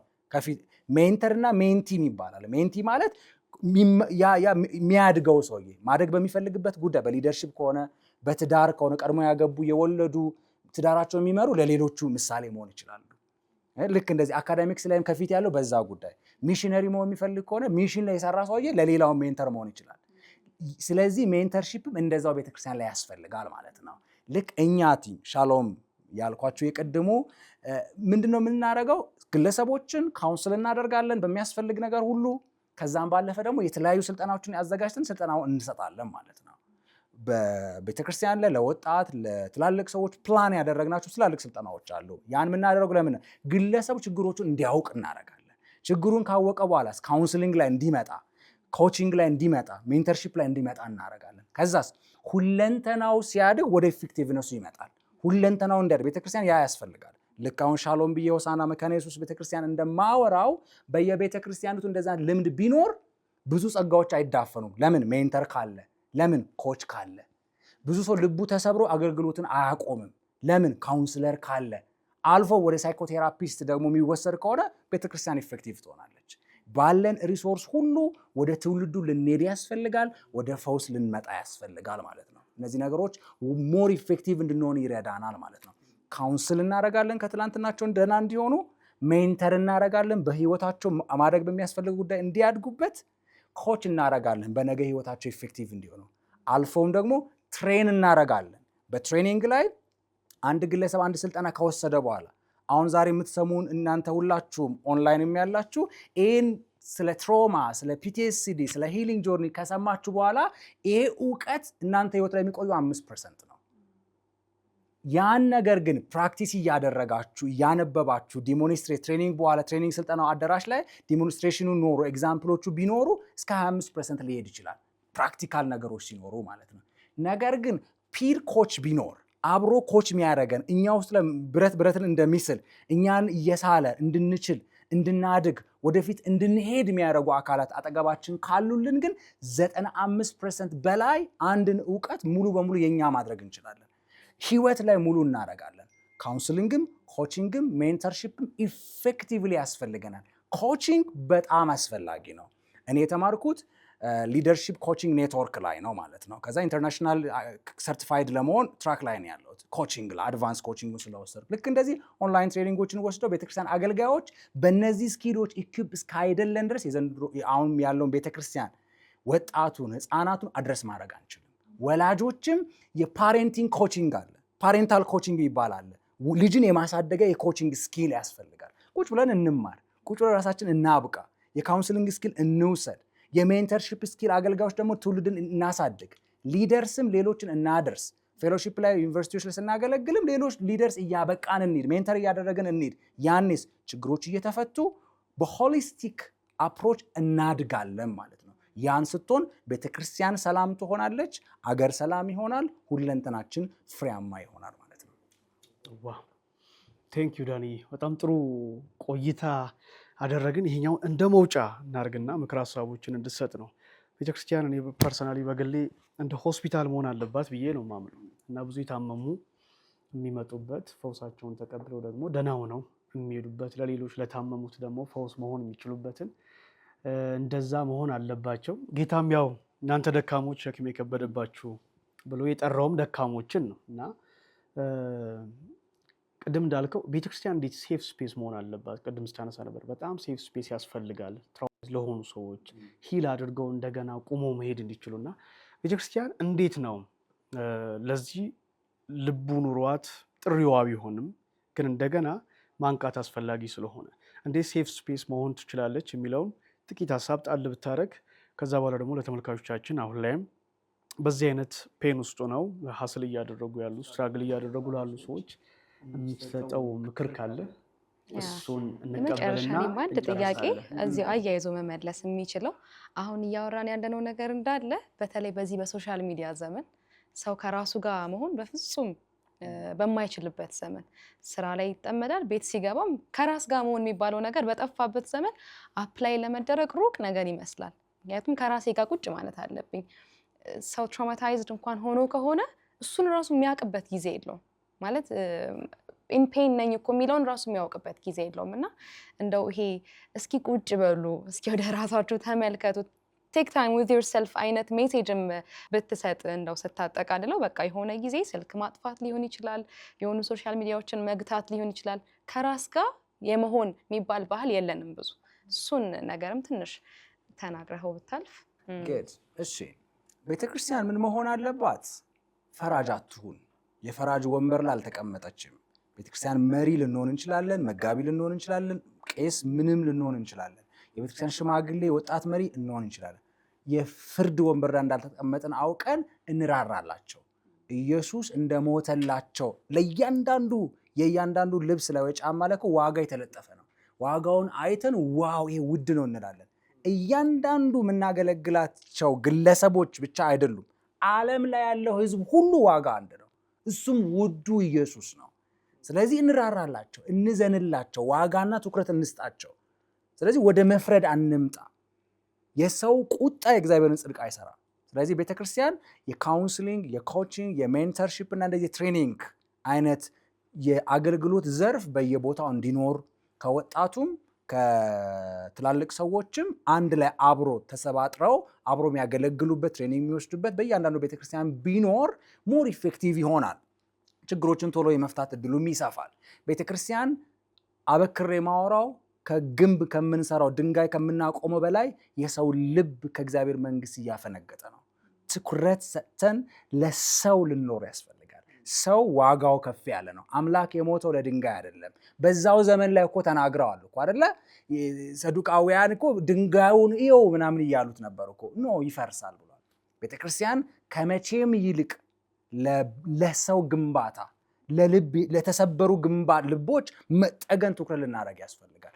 ሚሊዮኖችን አውጥተን አሸዋና ሲሚንቶ ቀላቅለን እንደምናቆመውም የተሰበረ በዛ ህንፃ ውስጥ የሚገባ ትውልድ ደግሞ ተሰብሮ መግባት የለበትም። ልቡ ፈርሶ መግባት የለበትም። አንድ ጀልባ ውሃው መርከብ ባህር እየሄደ ጥቅን ቀዳዳ እንኳን ቢገኝ ከውጩ ከሚመጣው ማዕበል በላይ የሚገባው ጥቂቷ ውሃ ፈሳሿ ገብታ የሆነ ሰዓት ትሰምጣለች ማለት ነው። ዛሬ በሶሻል ሚዲያ የተጎዳ ወጣት አለ። ዛሬ በሱስ ውስጥ ያለ ወጣት አለ። ዛሬ በቤተክርስቲያን ወንጌላዊ፣ ቄስ፣ መጋቢ፣ ሽማግሌ ተሰናክሎ ቤት የቀረ አለ። ሺዎችን ይዛችሁ ለአንዱ የማይራራ ልብ አይኖረን። 99ን ትቶ ለመጣው ለክርስቶስ ለአንዷ ነፍስ ዋጋ እንስጥ። የአንድ ሰው ባክ ማድረግ፣ የአንድ ሰው አገልግሎት ማቆም፣ የአንድ ሰው ፌሎ አለመገኘት፣ ፕሮግራም አለመገኘት ትኩረት ሊስበን ይገባል። ነፍሳችን በዛ ጉዳይ ልትጠመድ ያስፈልጋል።